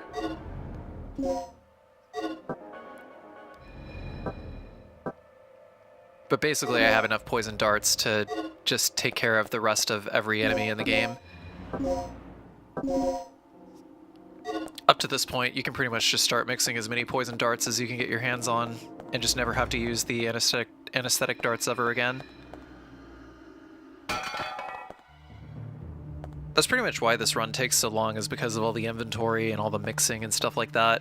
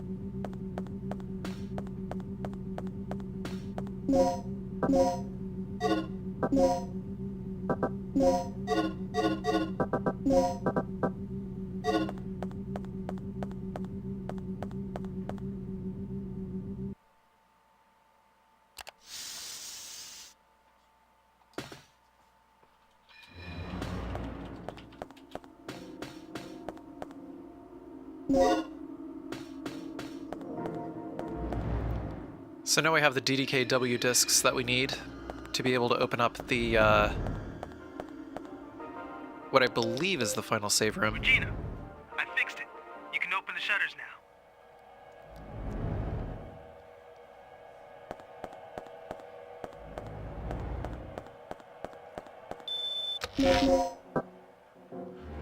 Yeah, for some reason I thought I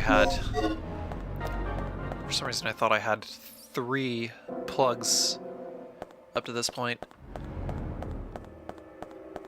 I don't know, man. I do some pretty questionable things in here, but that's also because I'm not used to playing this game casually.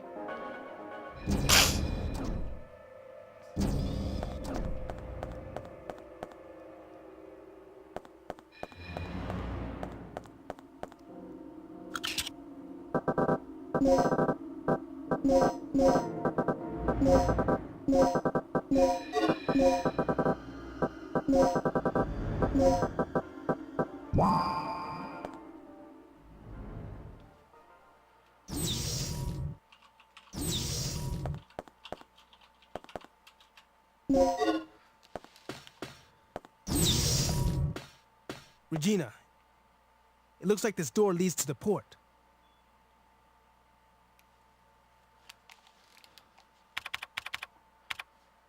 It'll take a while before I can pop this open.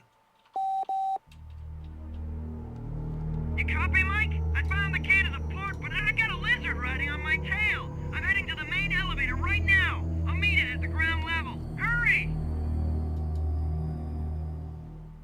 Huh. Sounds like we're not the only ones having problems. I'm glad you're amused. But if that guy gets eaten, we're going to have to retrieve the key from that dinosaur's stomach. You've got to save him.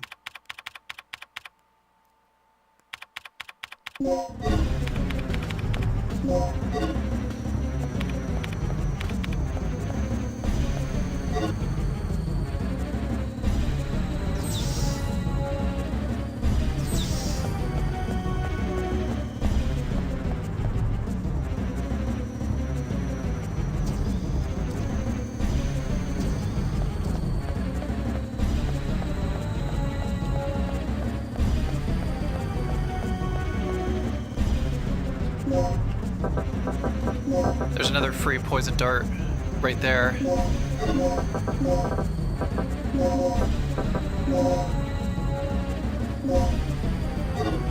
Wasn't really too terribly useful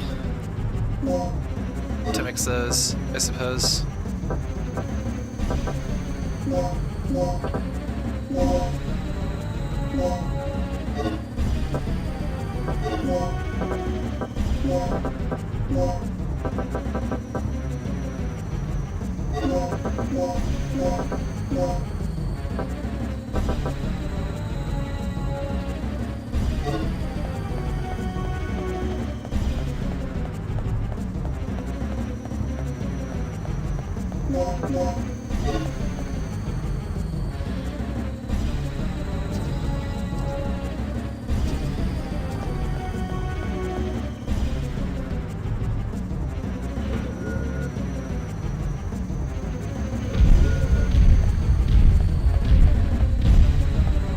I didn't lock on as soon as I entered the room, so that meant that the Therizonodons were further down the corridor.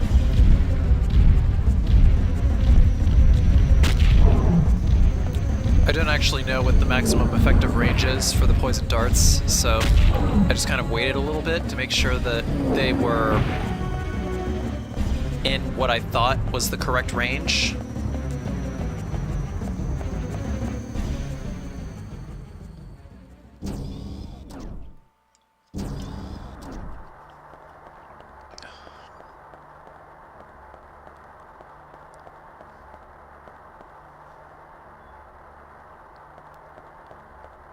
We have to trigger this cutscene before we can grab the battery.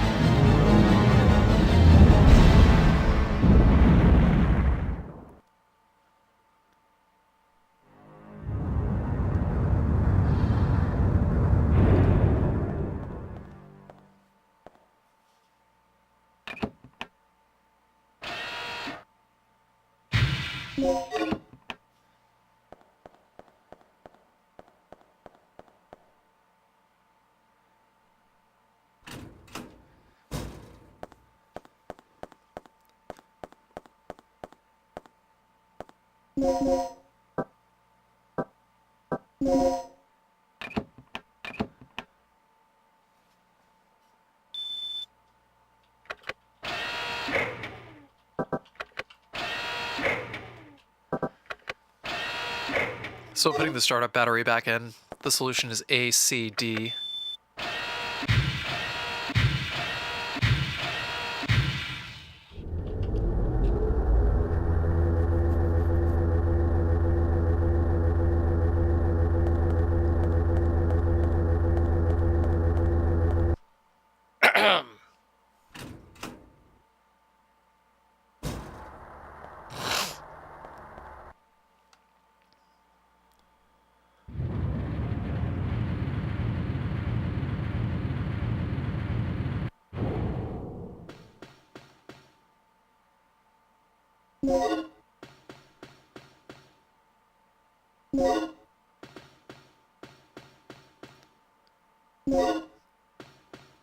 Just grabbing those 2 key items and the plug off of that dead dude. I generally don't even pay attention to what key item I picked up. It's not really all that important as long as I remember to pick them up.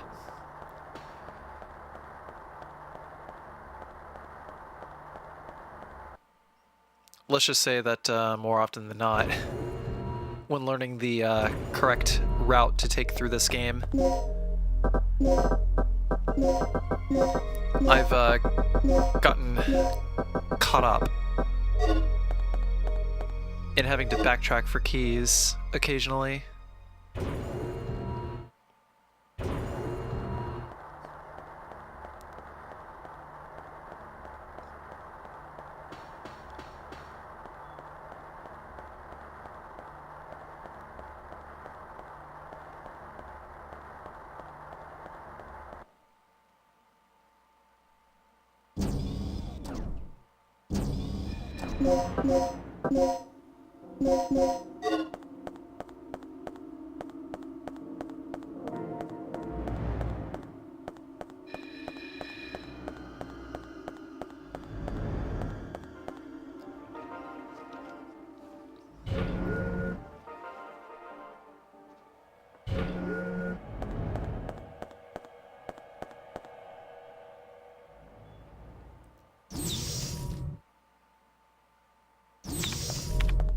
Think fast.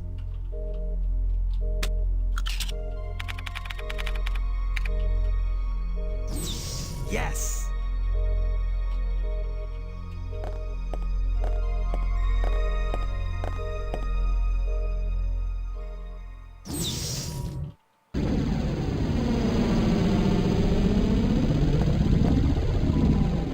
What is that? I saw something like this in Kirk's personal lab. This could be a problem. This vortex must be the side effect of the third energy experiment.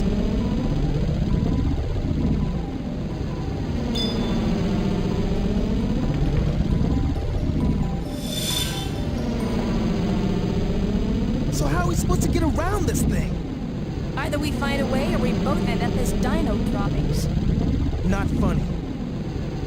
Okay, I'll pull up any relevant data on the computer.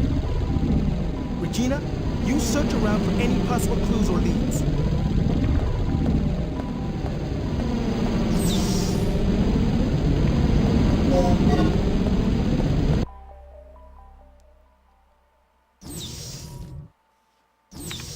So now we're back out of this whole cinematic section.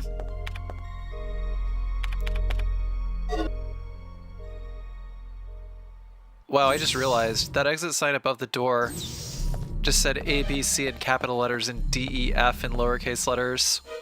The placeholders in this game are pretty funny.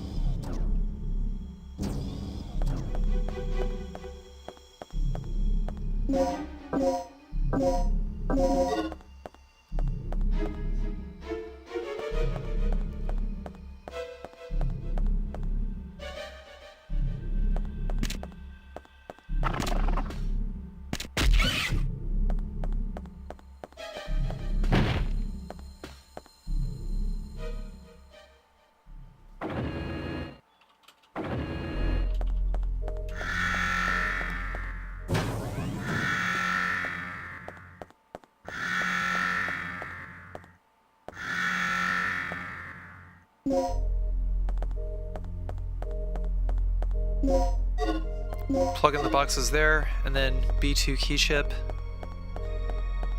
Got another one of them key chip puzzles. There's a whole lot of puzzles in this area.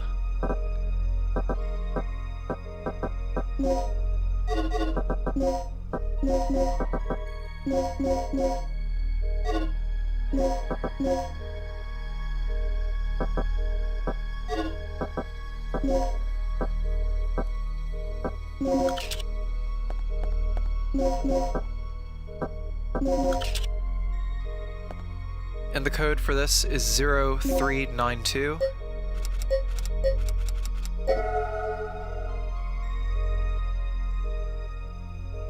In order to solve this puzzle, we're just going to group the white pieces into twos. And then we're going to group the empty pieces on the right side into twos.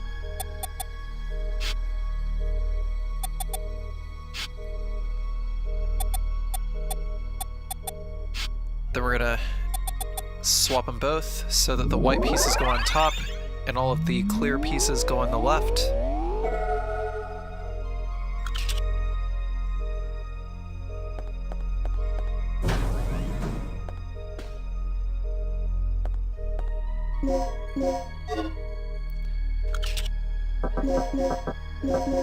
Then the DDK code here is stabilizer. S-T-A-B-I-L-I-Z-E-R. Stabilizer.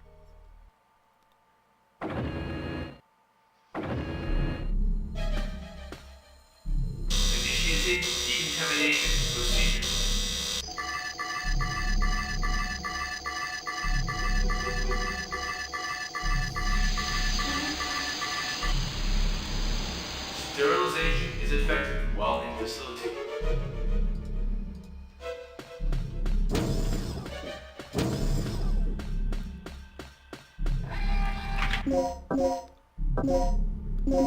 Equipping poison darts here.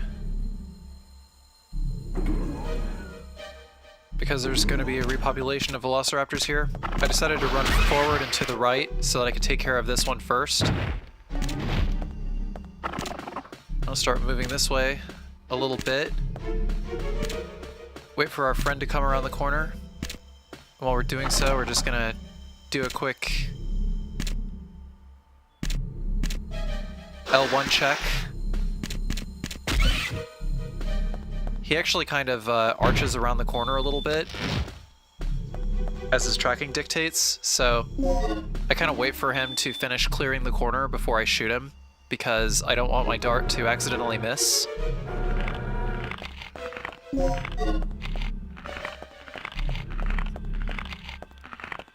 I've had it happen quite a few times.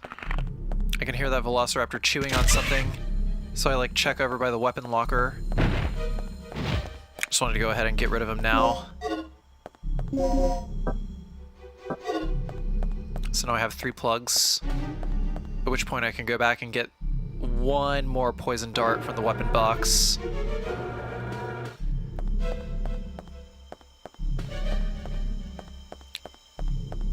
Yeah, no, I'm basically never gonna need anything else for the rest of the game.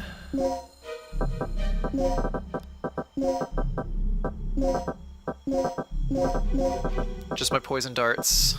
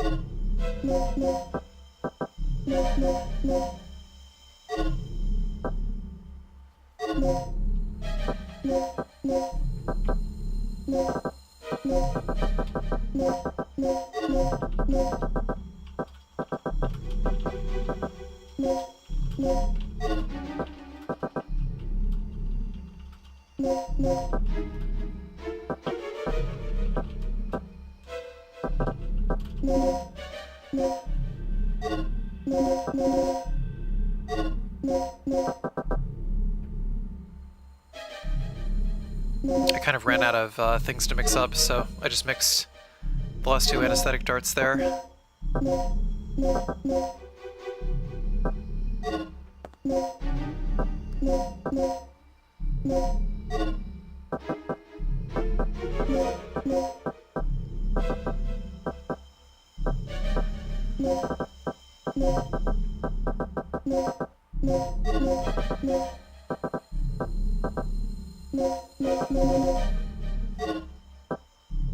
Alas.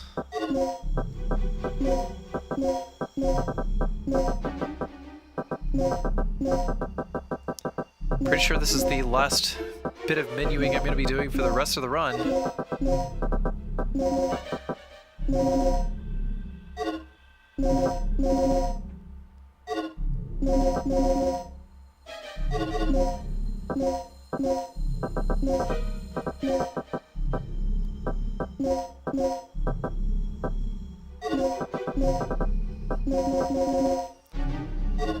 Aw, bummer.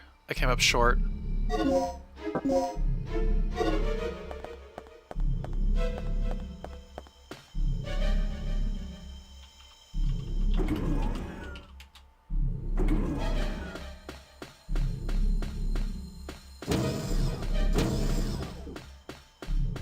So the final DDK door code is Dr. Kirk. S-U-C-K-M-Y-A-S-S.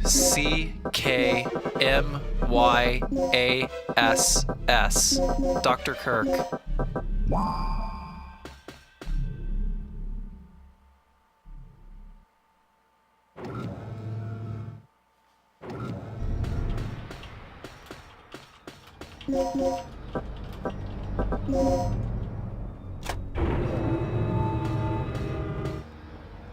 I just want to see if you guys were paying attention. This actually is a pretty boring section of the game.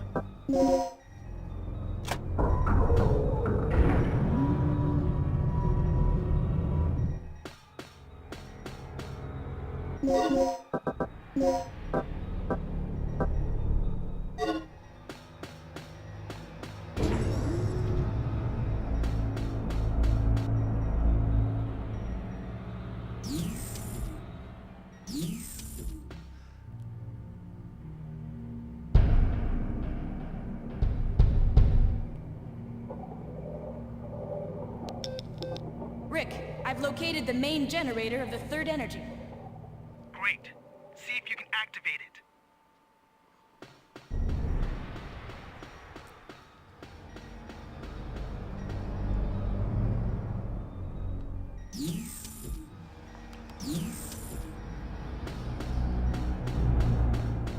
I do remember that once I fell asleep while playing this game. Hey, come on now. How do I get up the stairs? These stairs are actually quite touchy. I could play this game in my sleep.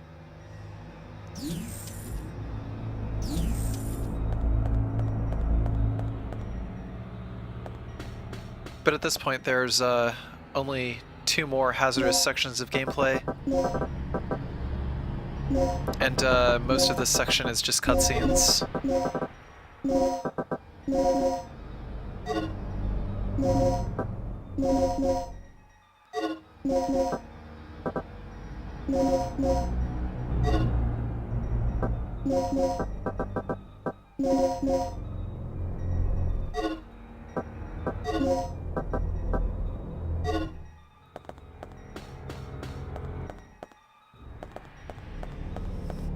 Almost forgot to solve the puzzle in here.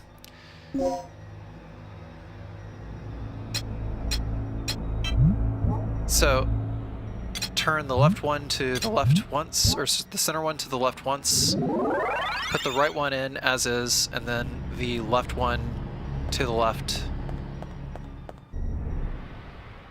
And then puzzle. Yay!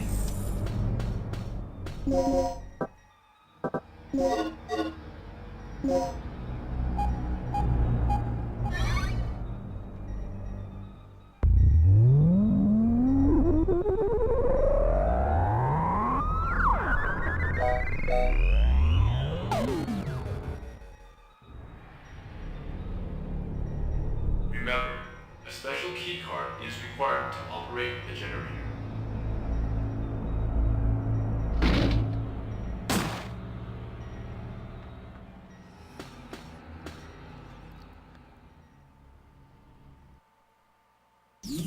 I sure can't wait to start playing Dino Crisis 2 instead.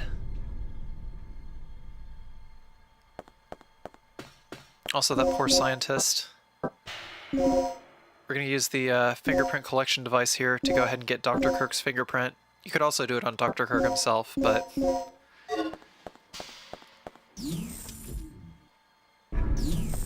it just couldn't be any more obvious that Dr. Kirk killed all of his colleagues.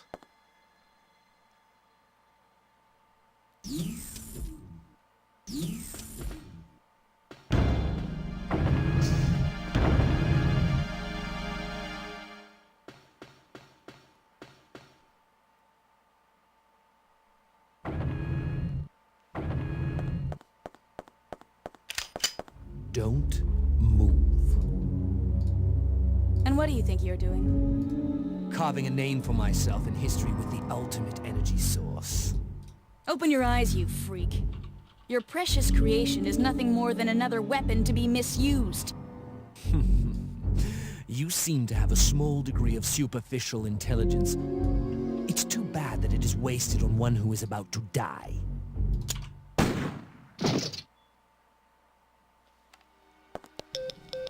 Rick, our target has been secured. Report here immediately. Sorry to interrupt your lecture, Doc. You were saying?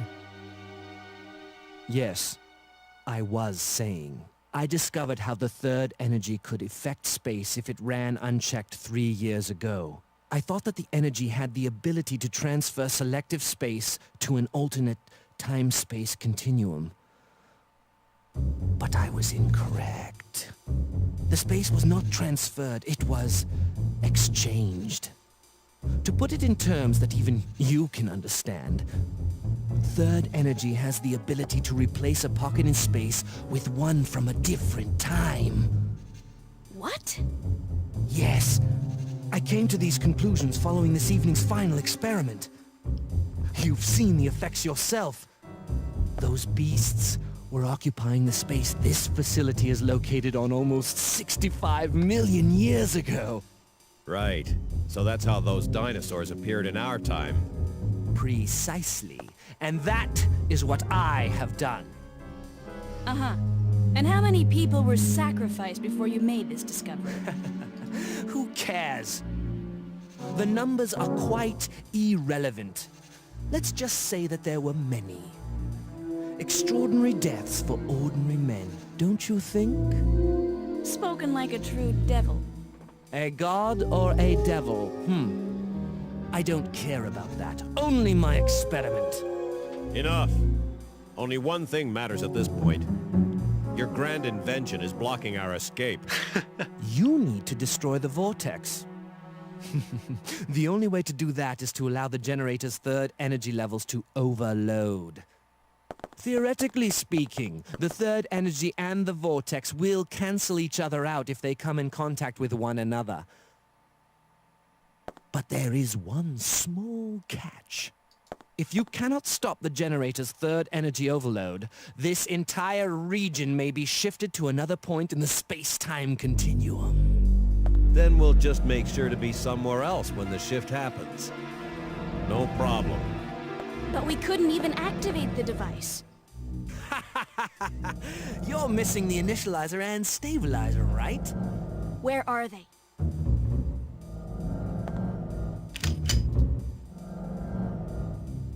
Calm down. They should be stored in one of the security level A rooms on floor B3. Very good, Doc. Now you understand our situation. We live, you live.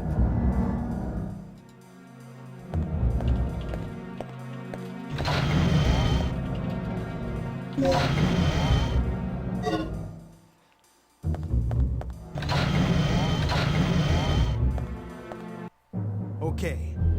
I'm all set to whip up a program that will send a stream of third energy into the vortex. I'll keep an eye on the doctor. Regina, you go find those devices and overload the third energy. Remember, they're in a security level A room on floor B3. Hold up. That whole floor is crawling with dinosaurs, including that T-Rex. Let's get this situation under control before charging off. Here, take this. The disk contains the draft plans for the initializer and stabilizer. I stumbled over them while searching through the database. Fortunately, the room where the parts are stored is not far from here. We should gather up the parts and assemble the devices. Don't be ridiculous. Regina doesn't have the technical knowledge for that. We don't even know if all the right parts are there. We'd be better off simply trying to hunt down the completed devices. It's too dangerous down there. She won't make it. It's your call then, Regina. You're the one who has to do this. So what's your choice? It's your show, girl. I just hope you know what you're doing. Do whatever you want. Just don't fail.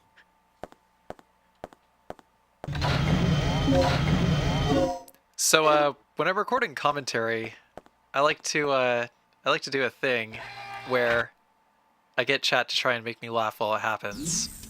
And, it happened. Uppercase backspace, you win.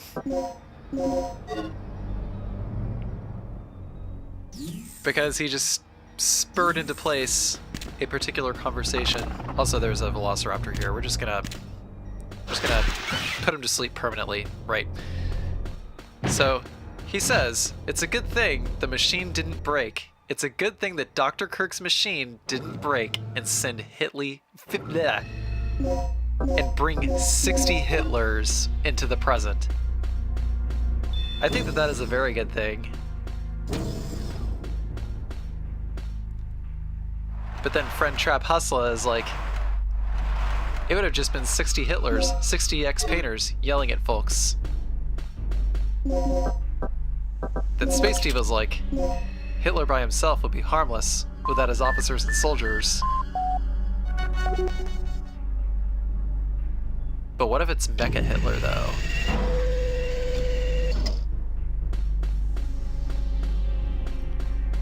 If Dr. Kirk brought Mecha Hitler back from the 1940s, that's some bad shit right there. Right. So the solution to that puzzle was 367204. And that gives us like the first two. Oh my god! Yeah, this is like the last clutch section of the run. I just completely winged it here. I got incredibly lucky, but those were the last two Velociraptors that could have ruined the run. So I just had to make sure that I shot things. There would only be like 2 Therizino in the final boss, neither of which that I would take a hit on. So this pretty much guarantees at this point that I've completed the game without taking a single hit. But of course we still have to sit through a bunch of cutscenes and do more puzzles and, you know, all this other stuff. All in all, Dino Crisis No Save No Damage isn't too terribly difficult. Just long, lots of cutscenes, you know.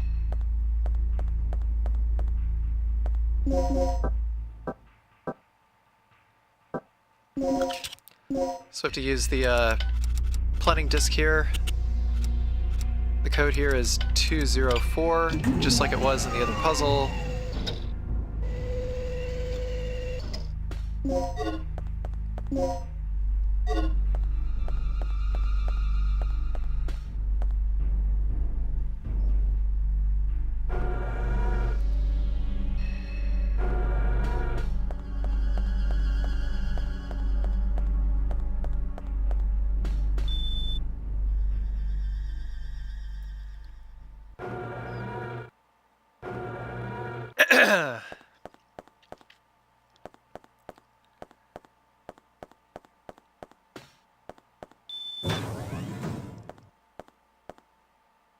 Shoutouts to Bionic Commando, by the way. On the subject of Capcom games with Hitler, Bionic Commando is a very, very good one.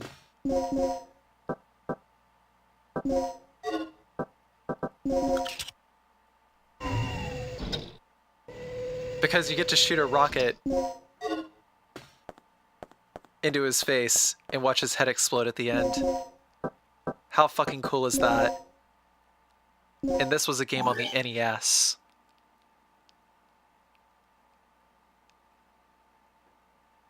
Dino Crisis 3 could have Hitler in space. Maybe.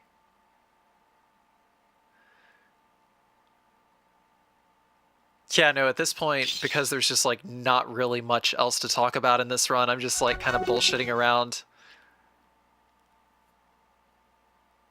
So sure, whatever, fuck it.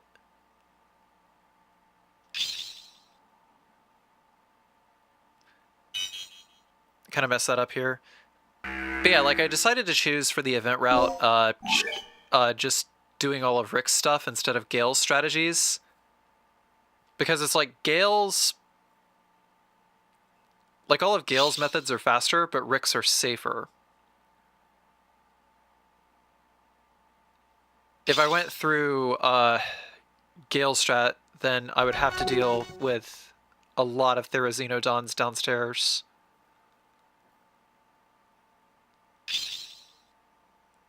And yeah, Bionic Commando's story was wild.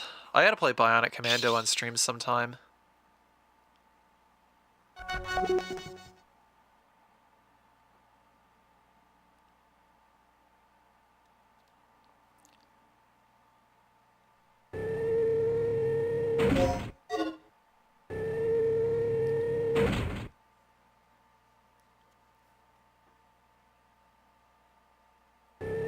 Back during the NES, Nintendo was extremely against violence. Yeah, I mean, there weren't quite so many games that had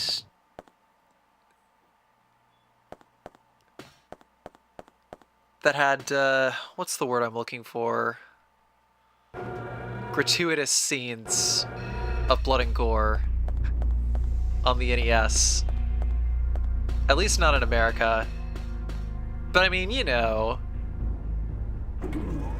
Bionic Commando is probably the only one. I mean, you could have people die in Nintendo games, but Bionic Commando, though? Nobody cares. It was just Hitler anyway.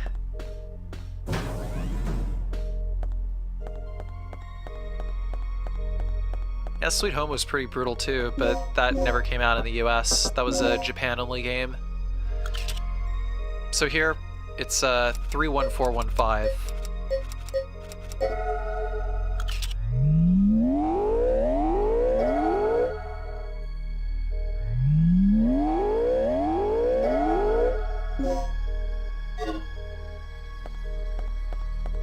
Most unhelpful engineers ever. You could just toss around parts in zero-G and hope you smash them together.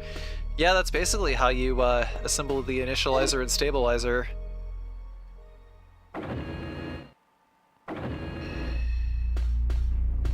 You just smash parts together in zero gravity and avoid the Demogorgon.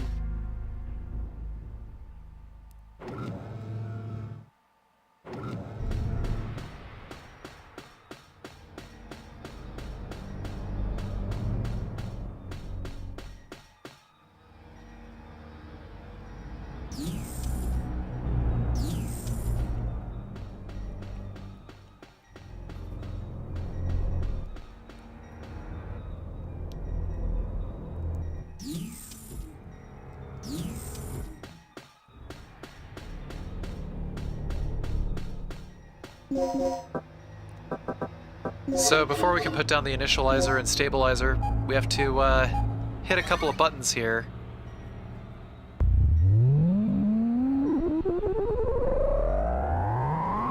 Then we can trigger the last few sets of cutscenes and stuff. Announcement. Please place the initializer and the stabilizer in the generator.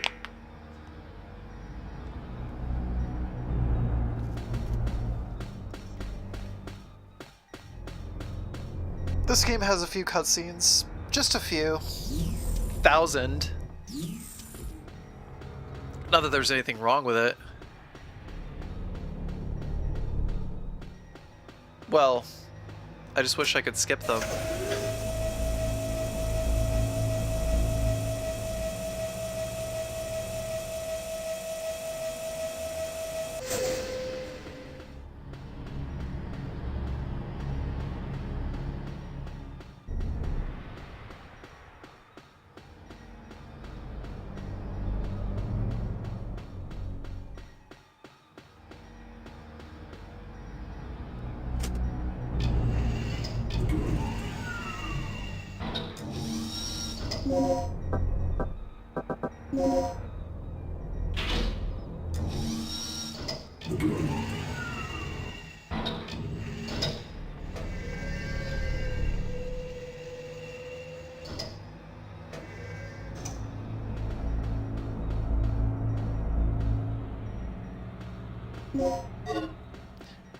Yeah, you know, there was nothing particularly, like, scary or gruesome about the plot of this game. Just a mad scientist figured out how to swap two pockets in space, and one of them had dinosaurs, and the dinosaurs killed everyone. So the plot of this game is pretty paper thin. I mean, you get to see what an asshole the Doctor is. Because he's like running around killing his friends. Just taking all of his research with him.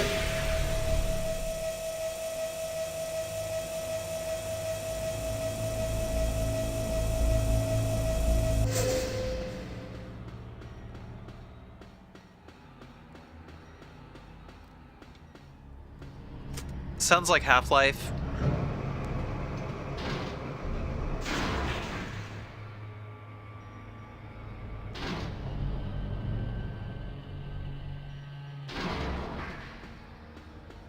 Yeah, the plot of Half-Life isn't very heavy either.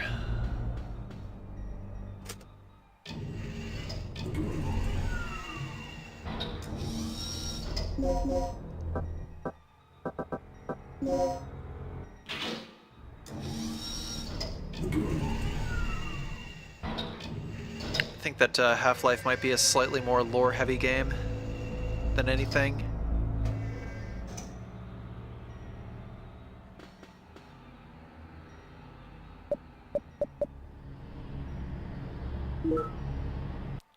Does he still got to have the title of doctor if he is taking lives and not saving them? Well, a medical doctor is one thing, but having a million bajillion PhDs is also a thing. So you can still be a doctor if you have a PhD. Let's take Hannibal Lecter for instance. Their energy output is approaching critical point. Cease operation immediately. They still call him Dr. Lecter.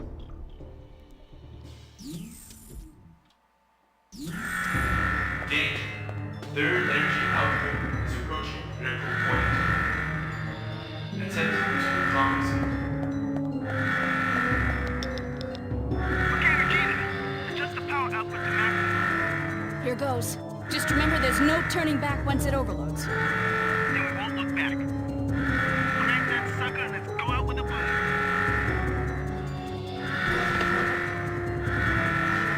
Danger. Generator has surpassed 78 parameters. Third energy overload and progress.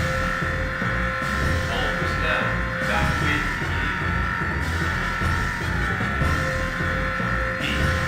All personnel evacuate immediately.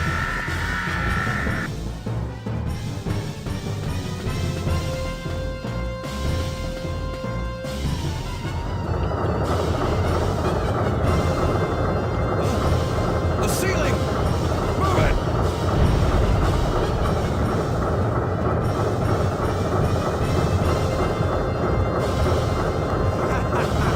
You fool.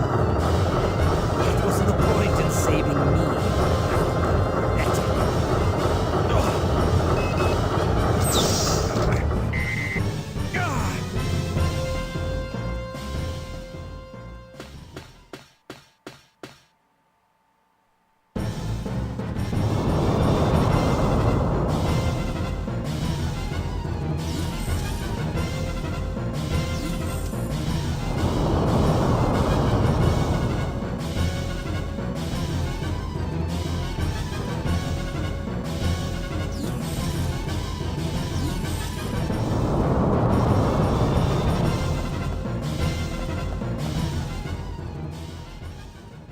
Tracking devices that blink, pulse, or glow, but how are you going to know that it's a tracking device? Okay. Just get Kirk. Hurry. Take it easy, Gale. No. Take this. Tagged him with transmitter. Gale. Gale.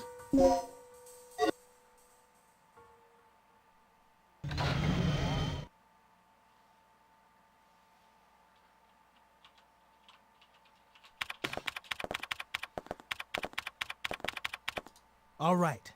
The overload levels are increasing. Just a little more. Looking good. Gale, what happened to him? I don't know, but Kirk's gone. I'm gonna kill him!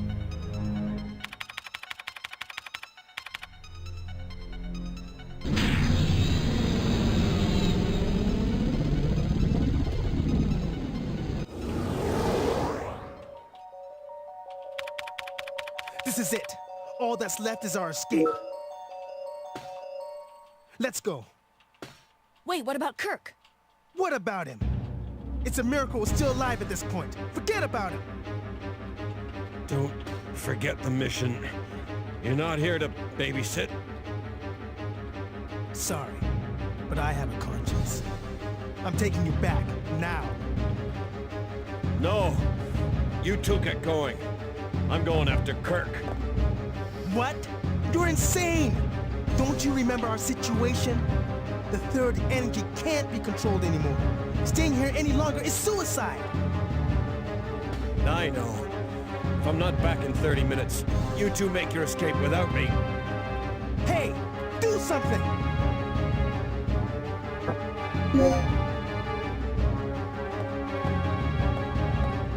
Gale! Thanks. That GI joke deserved it. Come on.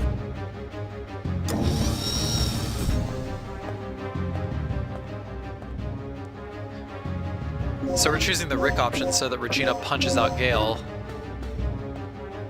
And we're gonna go look for Dr. Kirk ourselves,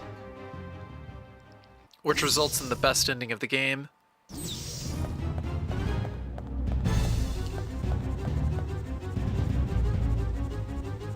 The ending that has a more complete plot is definitely the one where if you choose Gale's route, whereas if you choose Rick's route, you just leave and there's like no resolution.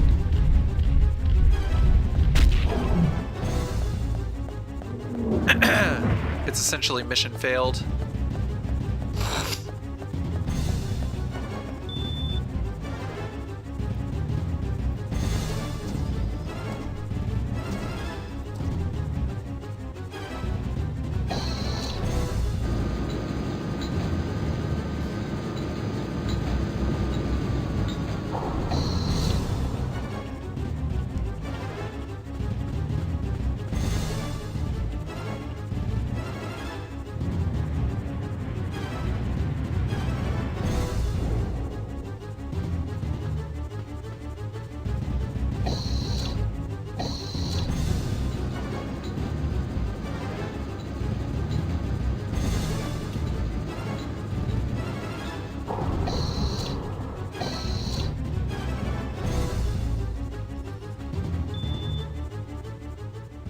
I'm not sure if there's like an alternative ending to this.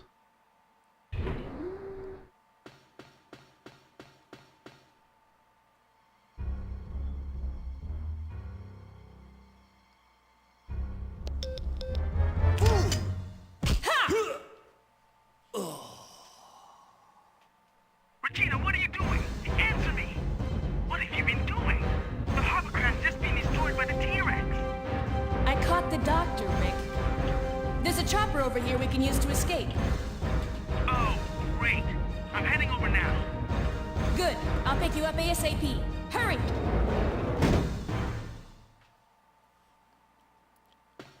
So since we didn't grab the grenade launcher earlier, it's going to be a lot faster to just go ahead and wait to grab it. But you get the grenade gun here if you haven't gotten it already. And you kind of need the grenade launcher for this fight anyway. Just a standard grenade launcher.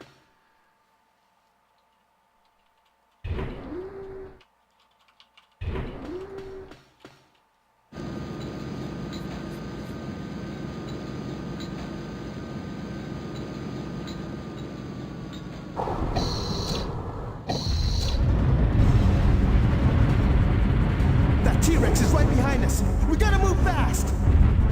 Let's go!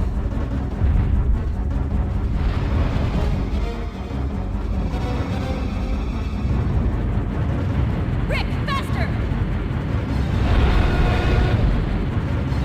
As long as you haven't upgraded the grenade launcher, it is literally impossible to get hit by the T-Rex. Rick, now! Just keep firing at him. Just stand there and keep firing at him. Don't move. Don't do anything else. Just fire off 6 shots and he's done.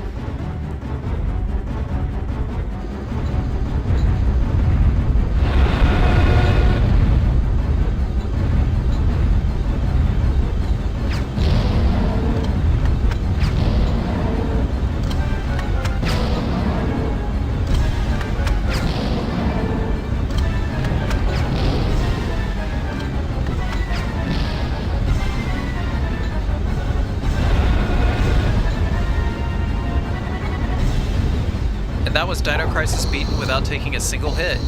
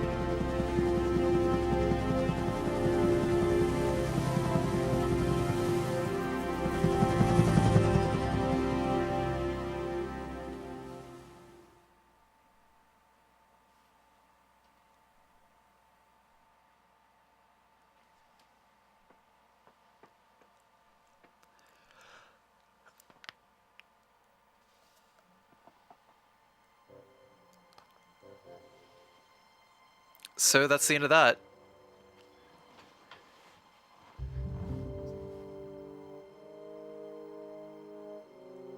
I'd say this probably took about 2 weeks or so of attempts, probably like 20 attempts or so. No, more than 20 attempts. I think it was more like 30 or 40. I don't know. Should have taken a lot less, but I think the bigger problem was just like the RNG of some of the enemy placements and just like not really knowing how to deal with them. The Pteranodons in particular, though. But anyways, that's it. I'll be doing Dino Crisis 2 at some point, but I think for the time being I'm going to be playing Resident Evil 3 and Resident Evil 7 again for a while.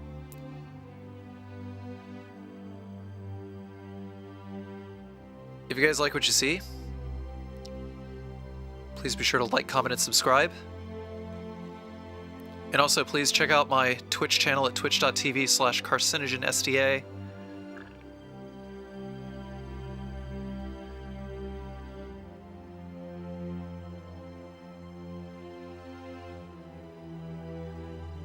For more news on when I will be doing streams or whenever I release new videos, you can also follow me on social media at twitter.com/carcinogenSDA or facebook.com/carcinogenSDA1.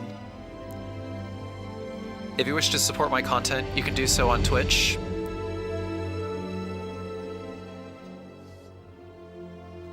By subscribing to the channel, either for $5 a month or for free through Twitch Prime if you have an Amazon Prime account. Or check the description, either or. There are also lists of the other games that I have videos for in the description. Definitely go check those out.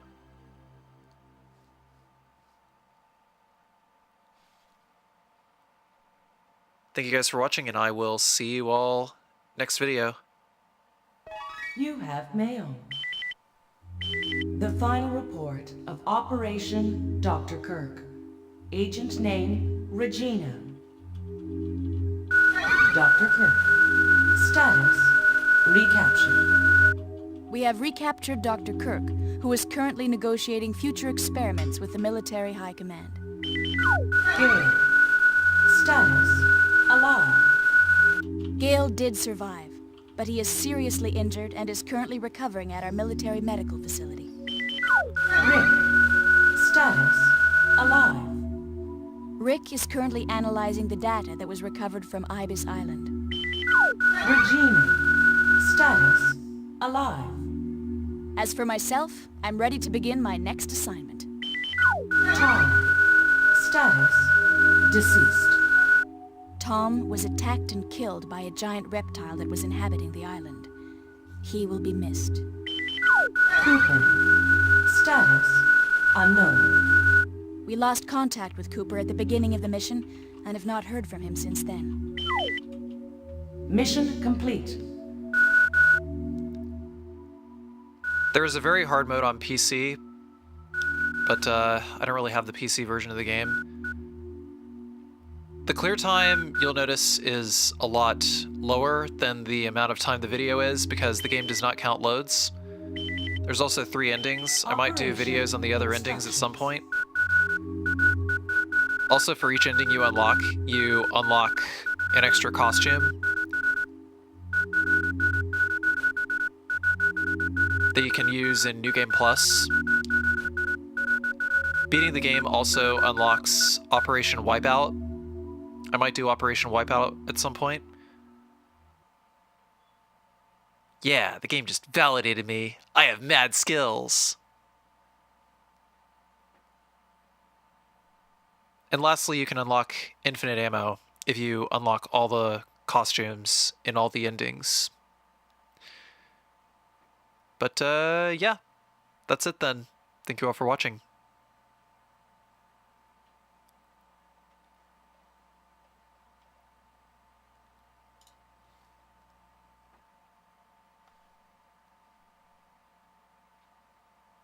Also, shoutouts to Twitch chat. This was recorded in front of a live studio audience at twitch.tv/carcinogenSDA. Say hi, YouTube.